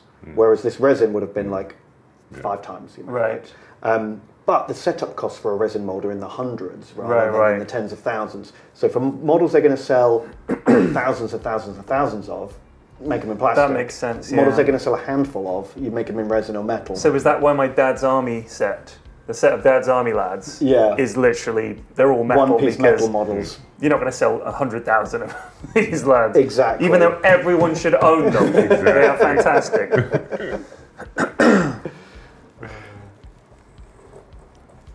Who was that? Someone, Tin Pot Gamer's asking if you paint before assemble or assemble then paint. For models? Or for like the tank? For me it depends on the model. I almost always build first and then paint later. But for example, this chap is one of the exceptions. So if we, let me get the other bit of him. This chap, he's got a cape and a backpack that I haven't glued on. So we can see here, look, he's got a big billowy cape and a backpack that goes over the cape. So essentially, I'm going to paint him in 3 pieces and then glue him after he's painted, because otherwise I'd struggle to get the detail of the cape done in between his legs and stuff. I think for a model like that, that's clearly a sort of signature model for the army, you would want to make sure that he had all that depth and detail. But for just a basic lad, sod painting then assembling. I'm just going to stick it all on there. This bolt gun guy, where is he? I painted him in 2 pieces. The bolt gun I painted separately, so I didn't glue the gun in until he was painted because I didn't want to try and get my brush in behind the rifle, and then it was an easy just like glue the gun in afterwards. But other than that, like almost always build first. But some people literally paint them on the sprues and then glue them afterwards. Those people are insane. They should be shot. That is insane. I've never heard of that. Painting on. I mean, it makes sense if you're going to paint them. The sprue is like really convenient for holding them. But come on, man, come on. Yeah, and that's it. And you don't have to twist around or do anything. But you could do that, and then you can mask off the sprue, spray all of your bolt guns black, all of your armor red. So all of the left shoulder pads white, something like that. That's a real fast way to do it. And then just inks for detail. You so just if I glue was the whole thing together. doing these guys without helmets, I would build them all and wouldn't put the head in, spray them all black, leave all the heads on the sprue, spray all the heads white. Right. Because then painting the flesh on a head separately is much easier than trying to do a couple of layers up from black while still in the armor and painting around the armor. So certain things. Yeah. Tank tracks is always a good one. This tank is all moulded, but actually the old Games Workshop kits used to have to put the tracks on separately. But yeah, having those just painted black and glued on afterwards, because when you're fiddling around in front of all of the little bogies and bits in there, that's that was the problem I had with so this is the Churchill, but the Cromwell tank was an airfix, basically an airfix kit, and the tracks do come in 2 strips that are sort of like a vague, gentle. They just tuck up at the ends, and you're meant to sort of wrap them around the wheels, and then they all meet up. And I just could not get it to sit right. So I just stuck loads of tufty green stuff at the front, like they'd been going through a hedge, to conceal the gap in the tracks. And I got away with it. But, squidge a bunch of mud on there, right? Yeah, exactly. But this, I like this. This is going to be nice. I think my other tank, I painted it too brightly coloured, because that's a really nice sort of dark green. But I've seen pictures of some of the painted tanks, and they've managed to get this depth of green that then they've got like a very slight highlight on. It just looks so nice. It looks really, really tanky, rather than sort of a bit too cartoony. It's the tricky thing with all of these. So you can go and get all of these exact paint colours, head down to Bovington and take your swatches with you and do that. That paint may have faded over time, but there are people who have got like the chemical recipes for all this stuff. But you've got to do something a little bit clever to, you could paint this in whatever colour, RAL colour, olive green, number 787, like they did back then. But it would be wrong. It's not the colour that a miniature is. So colour scaling is a whole big fun game. I just generally, figured toys you want to paint a tiny bit lighter. Green. Vaguely green. Any because no one's going to be like, that's the wrong shade of green. Like I think as long as it looks like what it is, I'm kind of happy with that. I haven't gone for mega accuracy. This will be nice though, because this tank model, it's got this ribbing on the top. And Yeah. It's got lots of little rivets. Oh, this is going to dry brush beautifully. Exactly, I think. that's what you want. Like you were pointing at my Sentinel green. The only reason this green looks good, in my opinion, is because it's covered in ridges and divots and stuff. Yeah. If it was just a flat panel, and it was just one flat colour green, it would struggle. But because you can just dry brush over, hit all the rivets and bumps and stuff, that gives it that depth. And yeah, this Churchill's going to look great with the same treatment. I think. Yeah. I certainly one of the tips that when I was talking to Lewis about painting my bolt action army, obviously he's painted a lot like you have, and he said if you've got, because I was like moaning a little bit about how many lads I had to paint. I was like, yeah, I've got like 30 basic infantry to paint, and they're all. But the British uniform is not a very interesting uniform. No, well, very few of the World War II uniforms are, to be fair. Well, you say that, but there's a lot more detail on, say, even the American uniforms, but the German uniforms as well. Even the Russian uniform, at least it's an interesting colour. You can pick out some more highlights. The British uniform is British uniform brown, and then a very drab olive green, and their helmet is also drab green. The only thing I like is it almost looks like they have chaps. It's like putties that they have around the top of their boots. Yeah. And then they've always got loads of packs of equipment like pickaxes and stuff like that because they're all weighed down.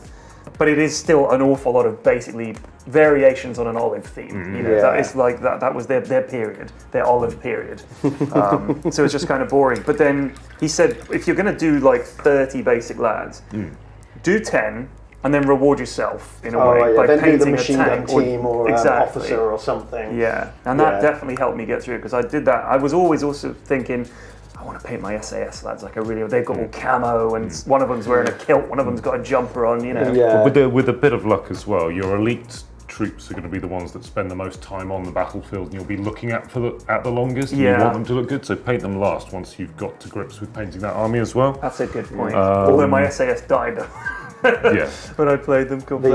The other tip for painting a lot of the same boring thing is don't. The natural instinct is just get them all out in front of you and start slogging your way through them. But I found that really demoralising. Every time I looked up just to see, like, oh god, there's another 30 of them to go. They're all staring at you with their little cold grey faces. Literally.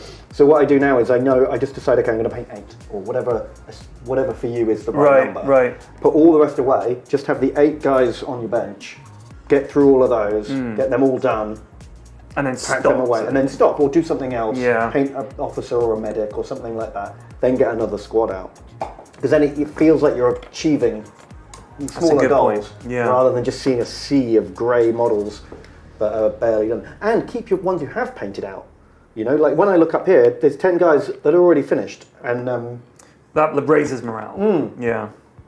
Do you like the taste of paint? It's to every time I mix the paint, the brush goes like that. Right. So I wash it out. I get into like a fine point, and then I start. Because I've been mixing with the other end of the brush. Oh. And sort of really swooping around like that, because that way I don't want to fuck up the bristles on the brush. I don't know. I reckon you're going to end up eating more paint that way. Eating? Than you would this way, yeah. Oh, you mean paint like... licking is a thing, but no, if you've just got to reach for something, you're having a good old paint, and you spill something, then this goes in your mouth straight away. Plus you pick this up, and you damp something, or you get a dry brush to. That's a good point. I'd end up with too much paint on. I get a lot of comments from people about licking the paint, but it's kind of the best bit. It's just the habit I've got into, and it works for me. Everyone's got their own techniques. No. Yeah, lick the paint. And I lick the paint. A friend of mine decides what flavour of vape juice to get by putting a drop on his tongue to taste it. Oh wow! You're definitely not meant to do that. No, because it's toxic. And yikes! It tastes horrible. It's got to be like super concentrated as well. Yeah, you definitely shouldn't do that. No. Can't you just smell it? Does that not? Is that not yeah, enough? that's what I said. He's like, no, you got to get an idea of the flavour. Like, good God. Yes. Got to taste the carcinogens. But no, do lick paint. It's the best.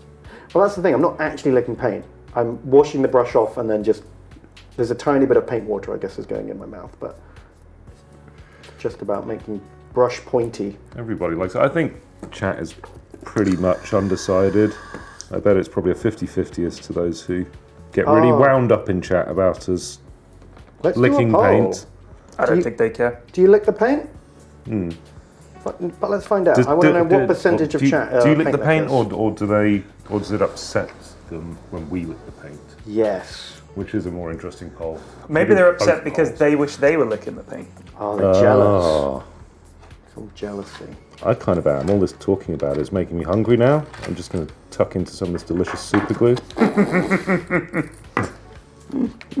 Yeah, you won't be hungry again afterwards. That's for sure. That'll solve your problem.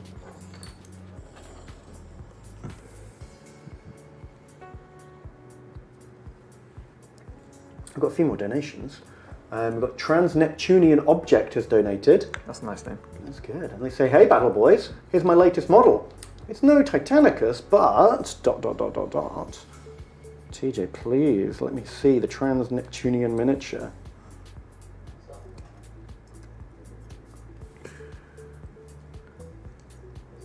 Oh, wow, look at that. Wow, that's sick. Is that Titanic? Very Well, cool. if it is, he hasn't painted the iceberg yet, but... That's the other guy's job, you know, he built his army.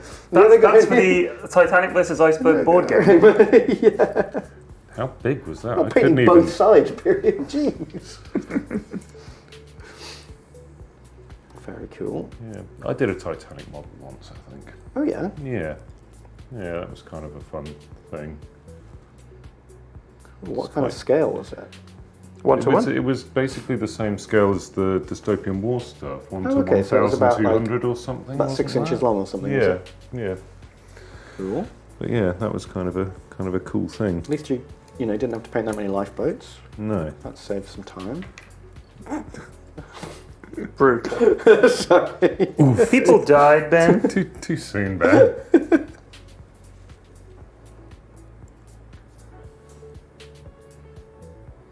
We've got some more donations. We've got Ponji's back again and says, me back again to play a game of Guess the Model. Answer in chat. And to thank you for an amazing jingle jam. Thank you, Ponji. Let's see that. I won't say it immediately. I like playing Guess the Model, but Yes, I think we need to give chat the chance before we answer, because there'll be a delay to give them a head start. Do you know what it is? I do know what that is. I know exactly what that is. It's from an old Games Workshop game from the 90s. Have we given them a long enough? Okay, people are answering. It's a Clan Eshin sorcerer from Mordheim, I believe. Yeah, back in the good old days of the monkey-armed Oh god, yeah, they look so derpy compared to the new ones. They were super bad, right? Yeah, the metal ones look great, but the plastic ones were like gorilla rats. There was, I don't know, was it the same dude that sculpted the... I mean, Gary Morley is kind of coming to...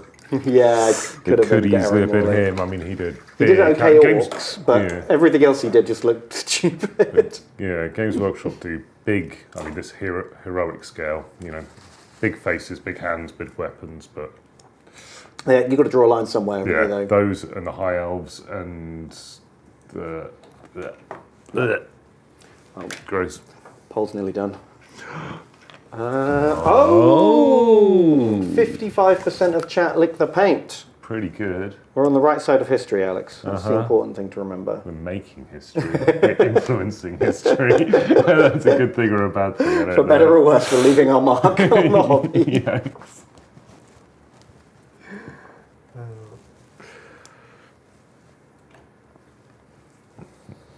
We got Sparky's donated again. It says, here's a Grimgore Ironhide I printed and painted for my mate to crump my prior vampire. Pro tip, paint a model for a friend. The look on their face will be overjoyed, and it's honestly so empowering to paint more. Oh my god, I don't think I've ever painted a model for another person. Oof. Very selfish of you, Ben. I know, I'm a horrible bastard. I think it's because I don't know, I don't... Painting's not my favourite part. I like to have painted models. I don't like to paint. What's your favourite part? The game? The game definitely used to be my favourite part. But I've played so much better games these days that now I think it's the imagery and the lore, and also building. I like to find different components from different models and work out, if I put this with that, that would look really cool. And like sort of designing my own models, but without having to be any good at sculpting or designing. Yeah. By just like smashing, Frankensteining other people's art together. It always amazed me back in the day when I always used to buy White Dwarf when it was just like, I'd say up to about issue 100, just after that, when it started to get a bit more commercialized. But prior to that, they would cover all kinds of things. They'd have like a D&D adventure in there, or some game that was nothing to do with them. It felt more like a gaming mag than just an advert. But they would always talk about Milliput and how to build up, some interesting looking model using Milliput. I tried it. It's bloody impossible. Yeah. They are so good at it. I've tried sculpting with sculpting putty specifically built for it, and it's so difficult. The most complicated thing I built that I didn't throw away immediately was I extended someone's fur cape out. Right. You know how in Game of Thrones they'll have a big wolf skin on their shoulders? Yeah. I made more of that to go over a shoulder pad, and it looked all right. But anything more complicated than that, and it just looked terrible. It's very difficult. Oh, we didn't actually see the model. Sorry, TJ. Could you bring that one up again? I was painting and chatting, and I didn't actually look up here. There he is. Oh my God! You sculpted that yourself. It looks fucking ace. Wow. That is really, really, really cool. Yeah. That's cool. That's beyond me. Good old Grimgore. Grimgore. He's the best.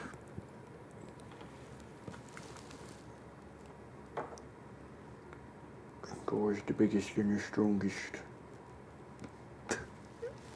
That's his motto, right? So I got into Total Warhammer maybe a couple of months ago, Ben. I hadn't played it. Yeah, I saw you streaming and I got very excited. Oh, I loved it. Gromnapunch! I like Gromnapunch. Yeah, he's a good one. He's a good lad. And I quite liked... who else did I enjoy playing as? I basically played as all the orcs. I really loved the orcs. Yeah. Did you do Azhag or Skarsnik? No, I don't think so. I did Gromnapunch, and I did... what's the other lad? He can you get a griffin mount from him, but he's a foot lad. Mm-hmm. He's one of the orcs. It might even be him. I don't know. And he's just enormously strong. You just send him in and he just kills everybody. I think that's Grimgore. I think that was Grimgore. Yeah, that's the model they made. He's very killy. One thing I found was I was up against the Skaven quite often, and the Skaven have to be the most annoying on the campaign map to deal with. They are, because they just can disappear, or they can ambush you, and you just don't know where they are or what's going on. It was so tedious. And then just hunting them down, and you don't even know where all their cities are.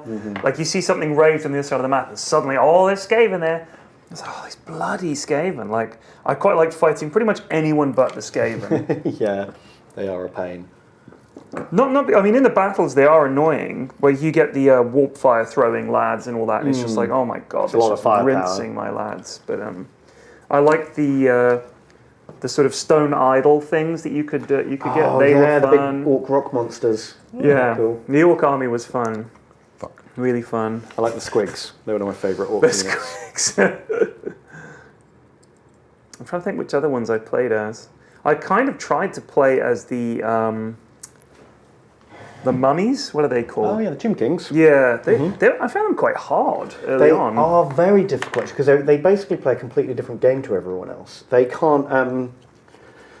They get their units for free, but their units are terrible. Yeah. And then you need to build special houses to let you recruit better units, and it's all about those better units because your basic troops are so terrible, and it's a really slow, steady build-up for them. They can't just...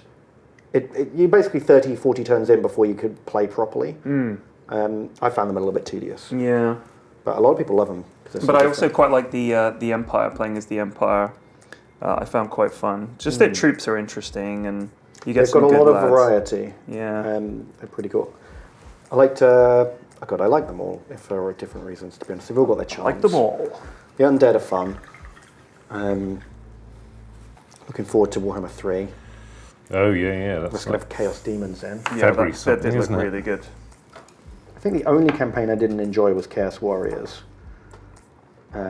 Because they can't hold any territory. They just burn it all down, which makes sense. But equally, I found that it was just battles, and that was kind of fun. But the issue is quite a lot of the battles, although I love the game, a lot of them are they're just not quite easy enough that you want to auto-resolve them. Yeah, but they're not hard important enough and hard enough that you actually give a damn. And they can be a bit tedious. That's the problem with the Chaos campaign. You fight a lot of tedious battles. And I like the campaign map. That's my favourite part. And they don't really get to play in that. Right, we can show off some lads here. What am I doing here? There we go. Come on. So I've just done the cloak on Banner Boy. Can we get a zoom? There we go. What do you think of cloak work? Very nice. It's a little rough, but from a distance I think it's fine. Nice. This is very zoomed in. Yeah, that's it. If I compare it to the other ones that I've said I've done, it's pretty comparable. It's a fair bit darker. I might need to go in and lighten it up a bit more. Shading's quite heavy. He's on his way. And we've got the Astropath Nerd, who I've just inked, so he needs a little bit of highlighting. I'm going to do his cuffs a different colour. But let's get in there. The green's almost finished.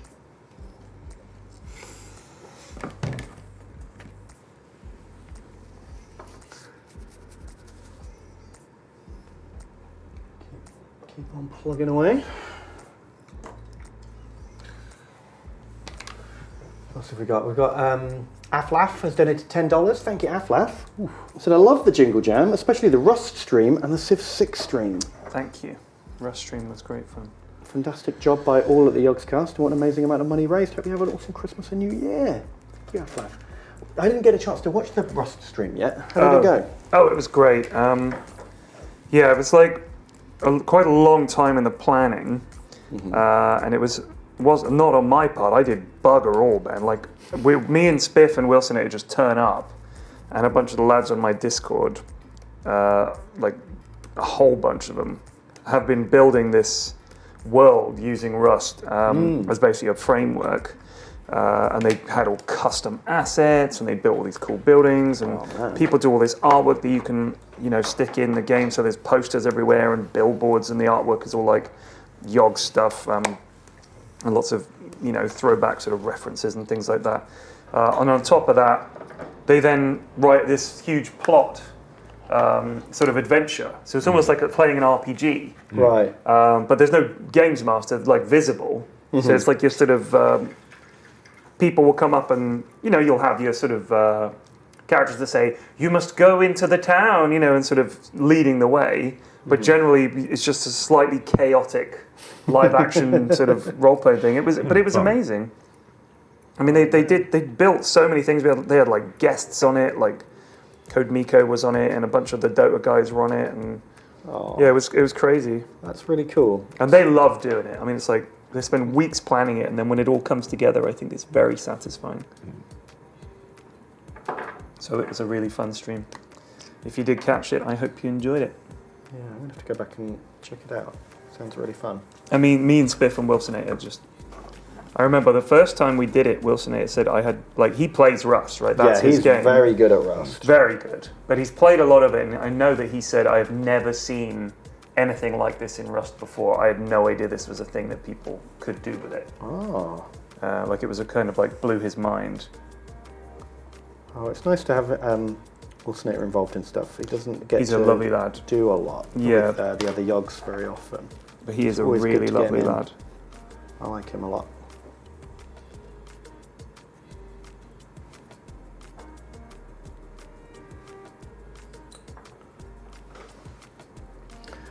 We've got Fen. Fen has donated $15. Thank you, Fen. I say, hi guys. So happy you're mini painting. Here's the two projects I painted over the Jingle Jam. Second one is a risque metal bikini pin-up type. Right. Too hot for Twitch? Well, TJ can run the rule over it. TJ, is it too hot for Twitch? We'll leave it up to your decision, sir. They also say, love that tank, Pyrion. Oh, thank you. Tanks are safe. You can put tanks on Twitch. Tanks. Yeah. We can put all the tanks up. We can play the tank dating sim game. Tank dating sim. Have you ever played that? Simon Lewis did a video on it a few years back. Oh. And it was all anime girls at high school, all named after different tanks. But didn't they look like tanks as well or something? I don't know. Because I know there are... Oh. TJ? Oh, yeah, that's hello. acceptable, I think. Yeah. Cool. That's the first one. Got some Barbarian. Very cool. But yeah, I don't know, that tank simulator thing, bit of a fever dream. I do remember watching some of that, I'm glad I don't know. Yeah. I'm glad I can't remember I think I the blotted specifics it out of it. Yeah. shortly after watching that video. Very confusing. TJ says the second is too hot for Twitch. Too hot for Twitch. I'll leave it up to you, sir. I'll trust your judgment. Yeah, enjoy. Hubba hubba. Where do you sit with like these slightly risque miniatures? I mean, everyone's got a different line, I suppose. Yeah. I don't. I'm not interested in putting sexiness into my war games and my miniatures. No. Like, I don't need it in like my Star Warses and my Warhammer. They are, and Lord of the Rings and stuff. Those kind of fantasy worlds for me work perfectly well being pretty sexless. Whereas other things, I guess, like. Like Game of Thrones is got a lot of sexy material, right? His scissors just exploded. Oh no! Was this a rage ping? Or No, they just sort of went. No, just yeah. Wow. Never Those scissors were too hot for Twitch. Never had that happen before. I think this was just the sexual frustration coming out. Jeez, perhaps, yeah. Would you like to use these? Maybe. No, I'm all good. I think.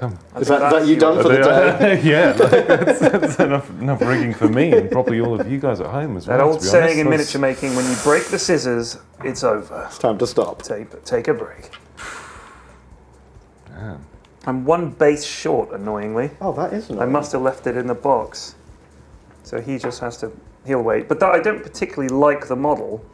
He's leaning over at a very odd angle. Oh, is he on like a phone or something? Is he? No, he's meant to be looking. So basically, these are two boxes that are support and engineer. Right. So one of the groups is meant to be support staff. So you've got like an officer and a medic. And stuff. I may as well pop them on camera. They're unpainted, chat. I apologise for that. You can have a look and see. Mm-hmm. So you've got a medic here who's meant to be holding a stretcher. I think TJ's gone for a cup of tea. I'll have to wait till he comes back. Okay. Oh no, there we go. So there's a medic. That's meant to be a stretcher he's holding. Mm-hmm. You've got a chap with little bolt action. Wire cutters. I see. Like yeah, it's kind of fun. This guy is a spotter of some kind. So he's looking down a sort of compass and sort of getting a bearing. Then this chap is reaching for something in his pocket. I don't know if you could. Some of them. There is quite a lot of detail on the models. So, is that a radio? He's got that. Yeah, no. So that might be a radio. That could well be a radio. I thought it looked like he was reaching for some ammo, but that could be a radio. But that's just a shovel he's got on his back. There's no antenna. But I certainly think if I put an antenna on there, you could say he's a radio man. Then there's a chap with a mine sweeper. Or it looks like also like one of those crap hoovers that your granny had that did nothing. They didn't plug in, and you just kind of went rolled it. And it didn't do fucking anything. That's a flamethrower chap. I think we showed him earlier. Oh yeah, with his little gas tank on the back. God, I would not want to be the guy carrying the flammable liquid on his back in a war zone. No. This is, I think, another spotter. So he's looking at a compass and yelling. Left a bit, right a bit.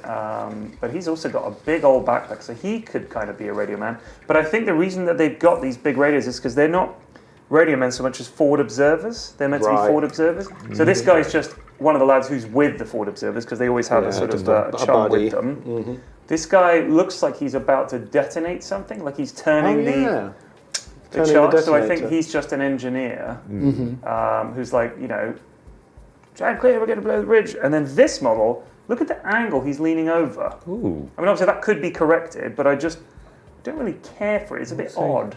He doesn't have anything on him, so he's just like, looks like a lad that's looking through a fence. I think it's a telephone. Yeah, I don't know he's what it is. screaming into a It's a bit odd. Either way, I'm not a big fan of that model. And then there's the base coat for the officer.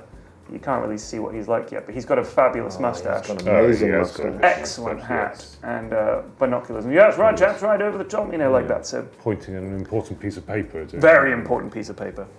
Maybe this guy I thought had a telephone. Maybe he's got like a mortar shell and he's like giving it a good luck kiss. Yeah, oh, he's like, this one's for you, Hitler.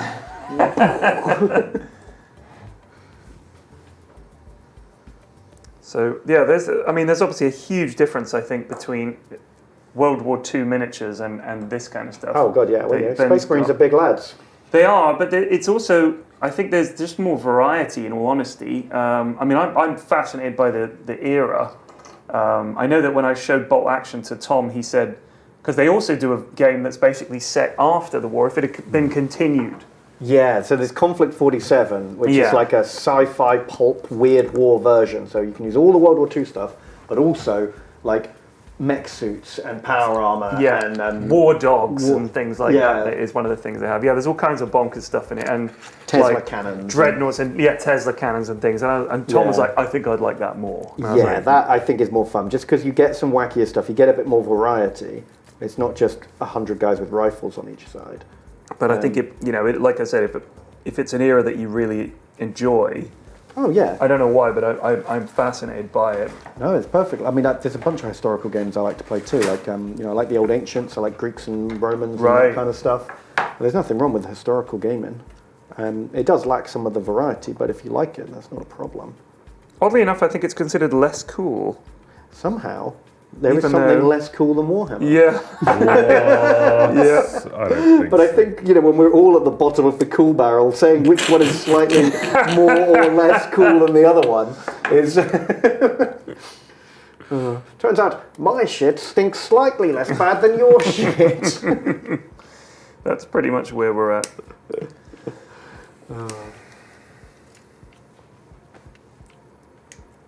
Time is it? 1:35. Oh, okay, we've got a little bit of time left.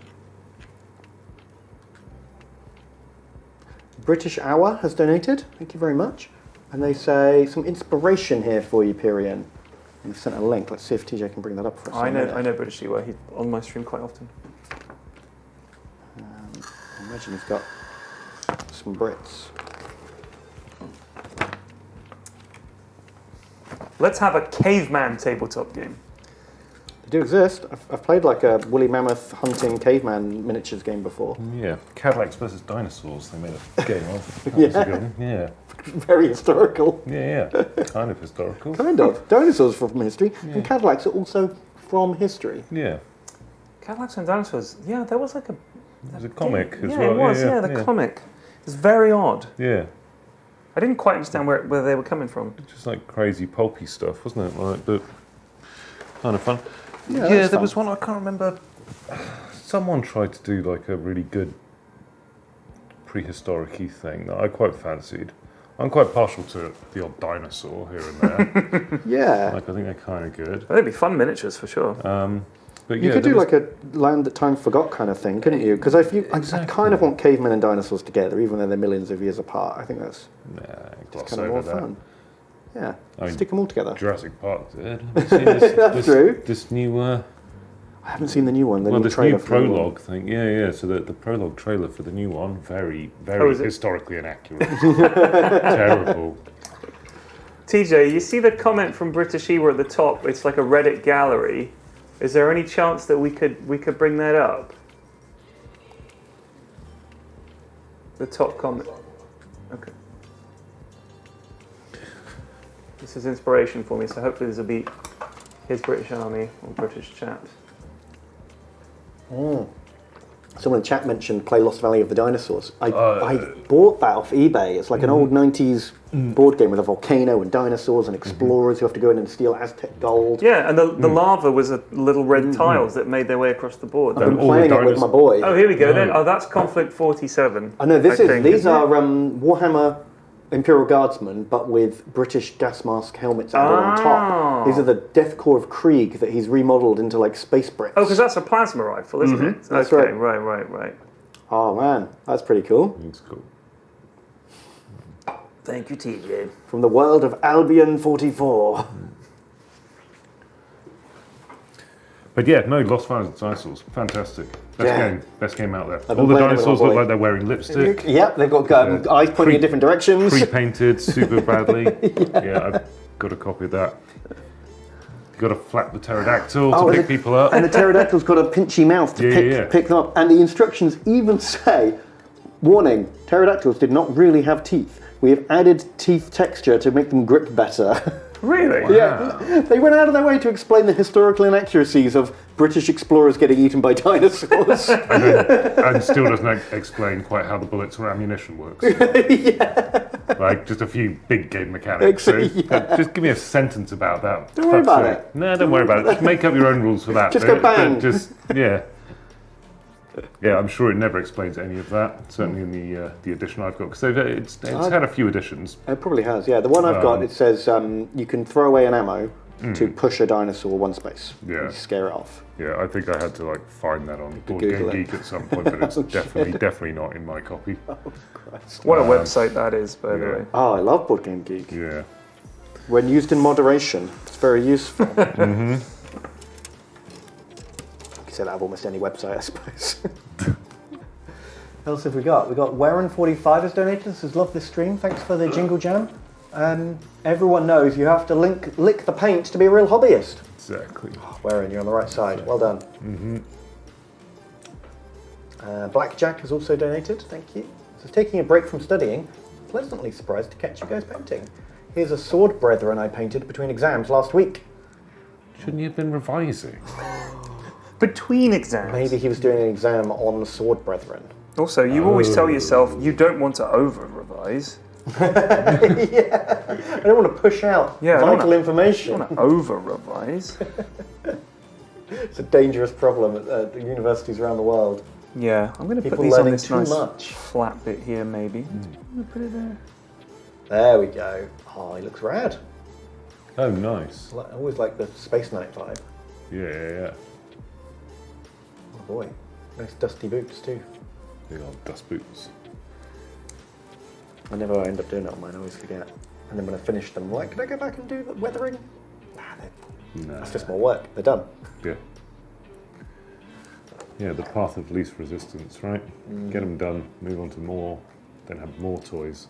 Toys. Then the only toy problem you have is toy storage. Yeah, it's true. It's the worst. I am very quickly running out of space for my stuff, and I don't even have much. It's ridiculous, isn't it? I do take up a lot of room.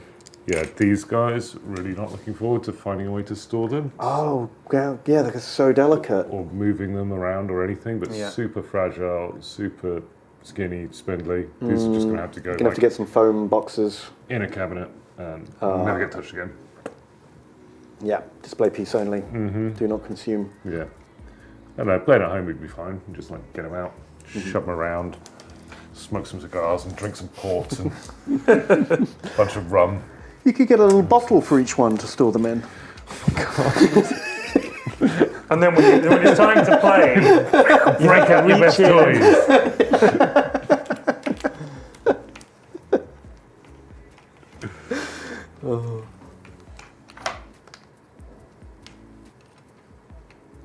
But yeah, I do kind of feel that this sort of stuff, you do really need a war room full of good booze and mahogany panelled. I've got a little office at home where I do my streaming and stuff, and I've got all my models up there. And I remember years and years ago, I dreamed of having a space to have it all up rather than having to put it away in the cupboards after every game. But it's never enough. Now I've got a little room. It's already full. And there's only one cabinet in there, and I'm like, I need to expand. I need enough room for a table and a 3D printer and 5 more cabinets. The world is never enough. And the little lad's got to be ready for university soon enough. Huh? Yeah. What if I get him the best, tutors, and I just hotbox him into being a child genius? Yeah. And get him to go to uni at 8.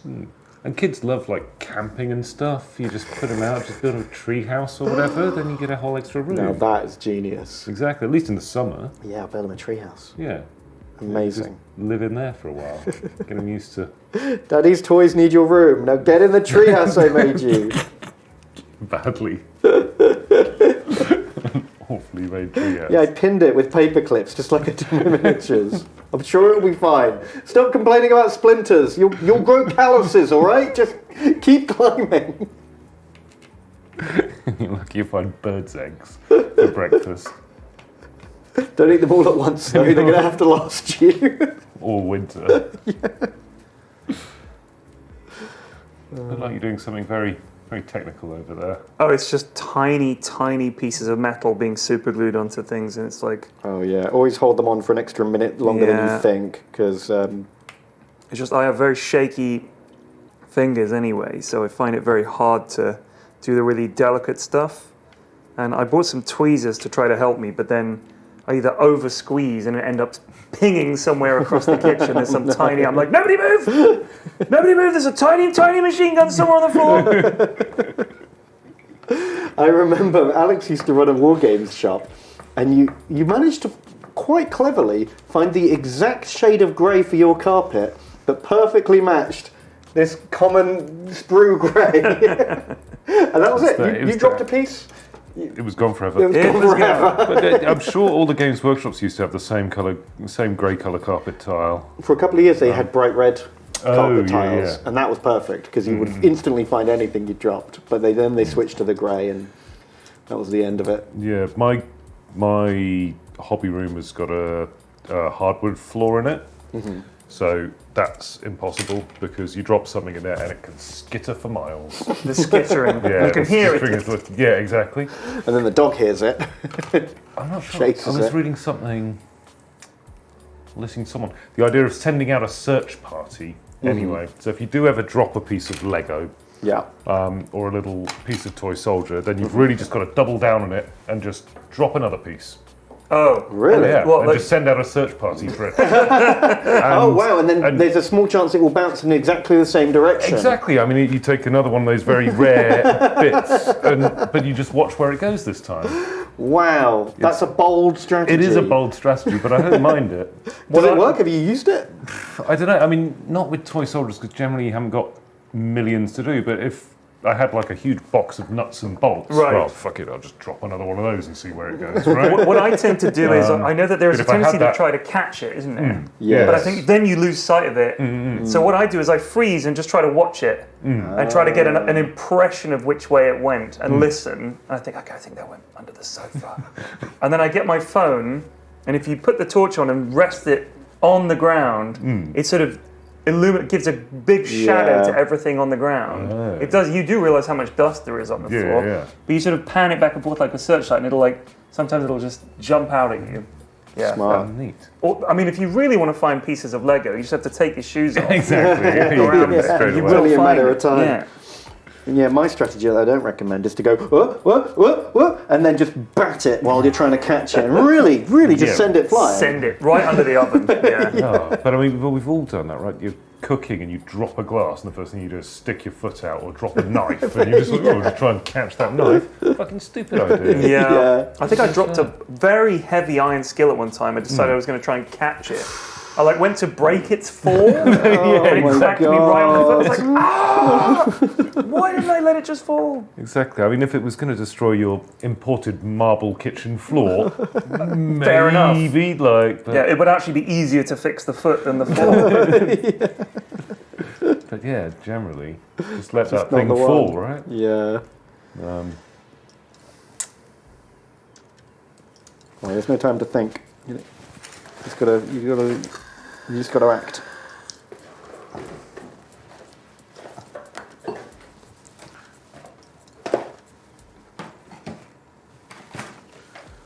I'm really annoyed with myself that I undercoated the first set of lads I did in brown, because I think in black it would have been so much easier now looking back. I do recommend black for most models, unless you're going to paint them a really bright colour. Well, some YouTuber told me brown was the best colour for British, and that person was wrong. I will not name them, but black would have been the much better colour. But luckily, that was just the basic lads I did in brown. Okay, so now all your fancier boys can look a bit better. Yeah, That's fine, and also, I also still have 2 full boxes of British lads. One of them are the Commandos, And I thought they look even cooler because they get quite cool variety of beret, and they're just more interesting looking models. And I just thought, you know what, I'll do them perhaps in black, and we'll see if they look better. Because you could just swap them in; they're just regular troops. Oh, okay. They just look a bit different. Yeah, but they just look different. Cool.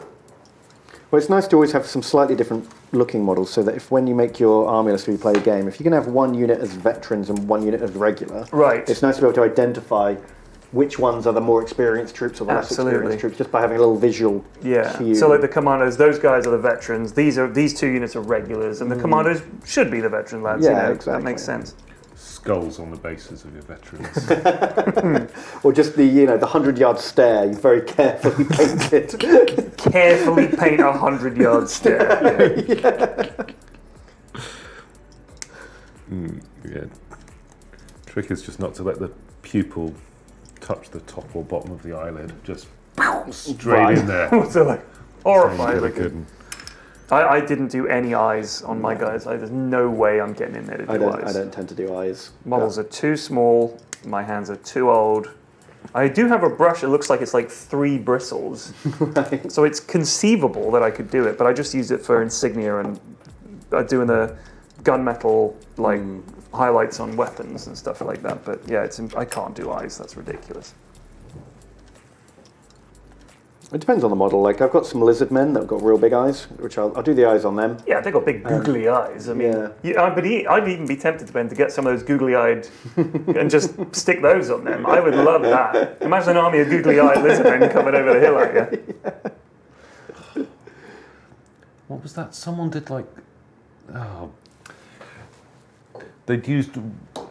There used to be, what was it? It was like the Art Boys competition where you could basically just bring whatever the hell you wanted in America. There were no rules particularly other than just bring the most disgusting lists you can. Oh, okay, the superpower game like championship. And it was, people would just paint stuff bright green because it was dumb. But no, someone definitely made like a corn army out of red pipe cleaners with googly eyes on them. And I think they just spelt like blood in every unit of 5 models or whatever it was, or like blood for the blood god, just spelt across these like twisted pipe cleaners with googly eyes on it. Amazing. But yeah, that was a very silly thing. Well done, whoever that was. Yeah, Ben's using model color paints by... I do have some Games Workshop paints as well, certain colours that I still really like for Games Workshop, but I am slowly moving over to the Vallejo, partly because they're cheaper, partly because they're slightly better quality, and partly because of the bottle design. These never dry up because you dip a little bit out on your palette, whereas the Games Workshop ones dry up surprisingly quickly. You have to open the whole pot, right? It's a bit different, And I think they're not entirely airtight, because I've had pots that have been properly shut, and I've come back to them a year or 2 later, and they've gone very gloopy. So they're clearly very, very slowly drying up. It's this stupid hinge system, you can see, right? Unless you really try and push it, you've really got to click the back of it down. So here, have a look. Having said that, Games Workshop paints, they're not terrible. They're okay. That hinge system, which they is work. Not ideal. But, yeah. And it doesn't feel, I mean, if you compare that, just stay there for a sec, TJ. With these, this is just a screw-on cap. You can get it nice and tight. Also, when I got my set of metallic paints, I think I went with Army Painter, was who I got my paints from. It comes with a little bag of ball bearings, and you can put them in there every time you're going to use, especially with the metallic paints, I think they need a bit of mixing. Yeah, they need mixing. They separate quite quickly. With the ball bearing in there was quite handy. I actually bought a bag of ball bearings to go in my pots, especially this like cream, like lumpy white I showed you earlier, just to give it a bit more of an oomph when I shake it. The witch's pallid flesh. Yeah. That needs a ball bearing in there for sure. And if you're going to do that, make sure you get stainless steel ball bearings, or they will react with the paint. Oh gosh. And ruin it. So stainless steel only.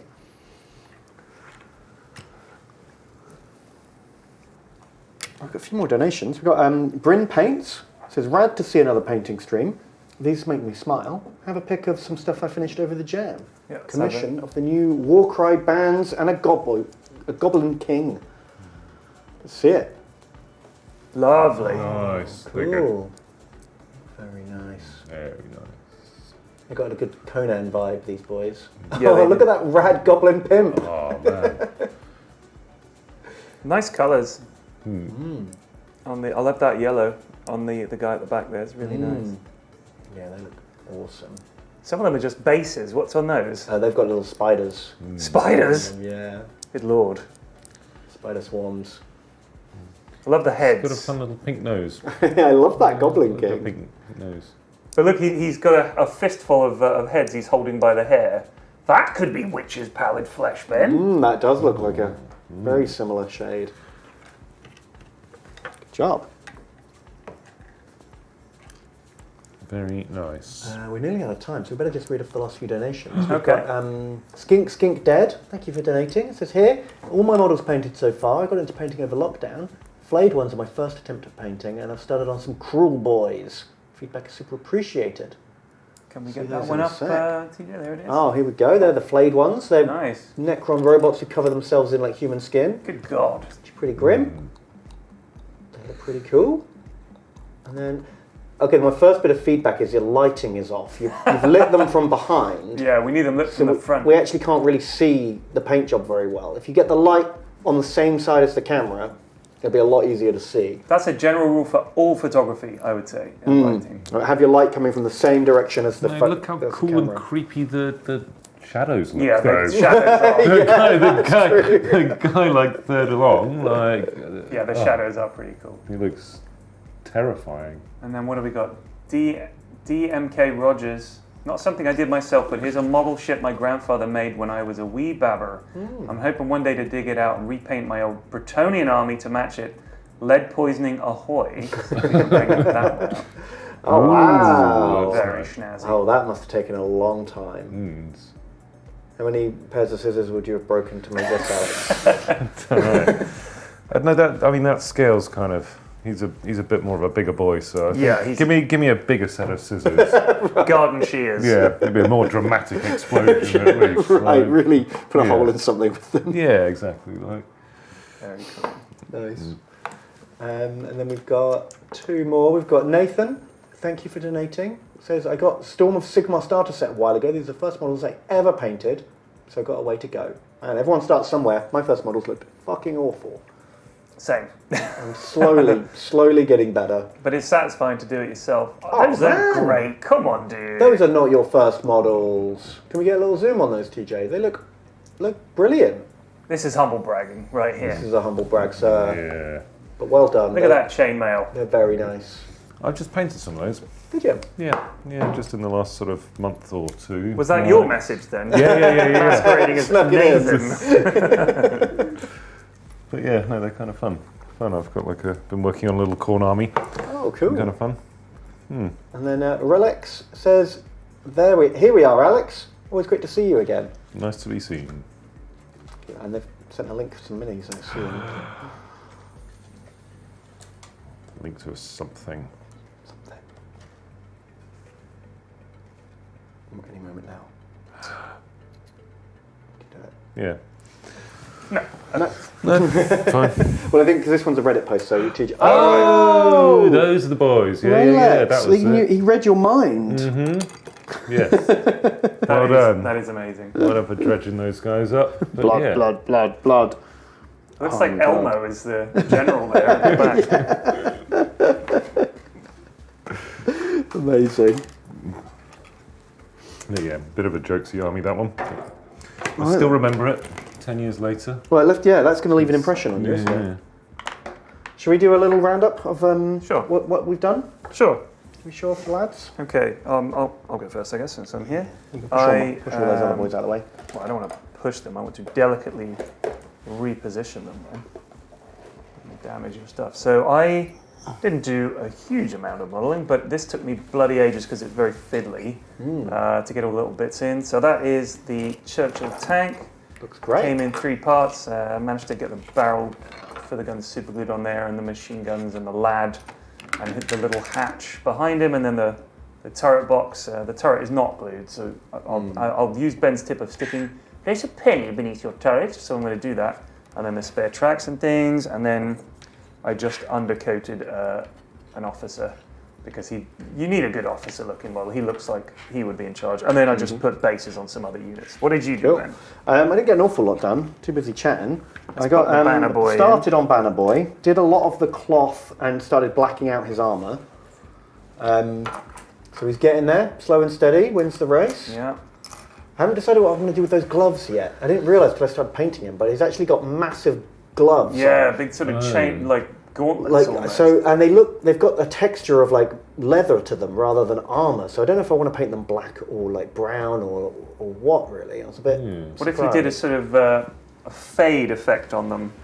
So they sort of, Oh, okay. like they've been dipped in the fires of the Xenos. And then we started on the astropath who's slowly working his way up. So getting there, That's pretty good. You haven't started that guy? No. So everything on him was done today. Sit through him. Building up the shading, very nice. Yeah. He looks haughty. He looks like he's like, good to work, you fellas. I like that. Those look like pupils to me, Ben. Oh, that is purely chance. Look at that. It looks like he really has a look about him. All I've done with the skin is a single base coat. It needs like another base coat, then an ink, and then a highlight. So that is just random chance that there's some black near the eyes. And then Alex has been putting rigging and sails on his beautiful ships. They look so good. They really look very nice. I want for effect, because he's rigged most of them. I don't know if I can slide this in. No, I won't slide it in because I think it's too many. But this is what they look like pre-sail. So this is when you could say that they, if you wanted, you could even have them with the sails wrapped up, I guess. Yeah, exactly. Along the mast, and that's just with the rigging. And that was the one with the sails unfurled. So really, really nice. These are quite cool models. I like them. All if you look at the details on the deck, the bows and the sort of, it really looks like some gun ports on the side there. So there's the furled sails on here like that. I like those. Very cool. And then also this was my proudest achievement. Oh, and the scissors that were busted in twain. So yeah, that's what a pair of scissors looks like when it's broken too. Very cool. Yeah, very neat. But yeah, proud of that. Good job. You've done great. But yeah, these were a lot. I was scared of these. I'd had a little bit of a play for an afternoon trying to get the rigging on them. And I sort of played for like an hour or so thinking like, I think this is going to be fucking impossible. But actually, yeah, you got 2 of them done, Yeah. so you've got your method down now. now just do another million of them. All right, well, we've got to go. That's all we've got time for today. We're off. Hopefully we'll do this again sometime. Very relaxing. I mean, I really love this. It's just nice and chill. Everybody's working on their own little thing. I mean, there's 3 completely different eras and games in years, so it's fun. It's nice. It's nice. And thank you for having me.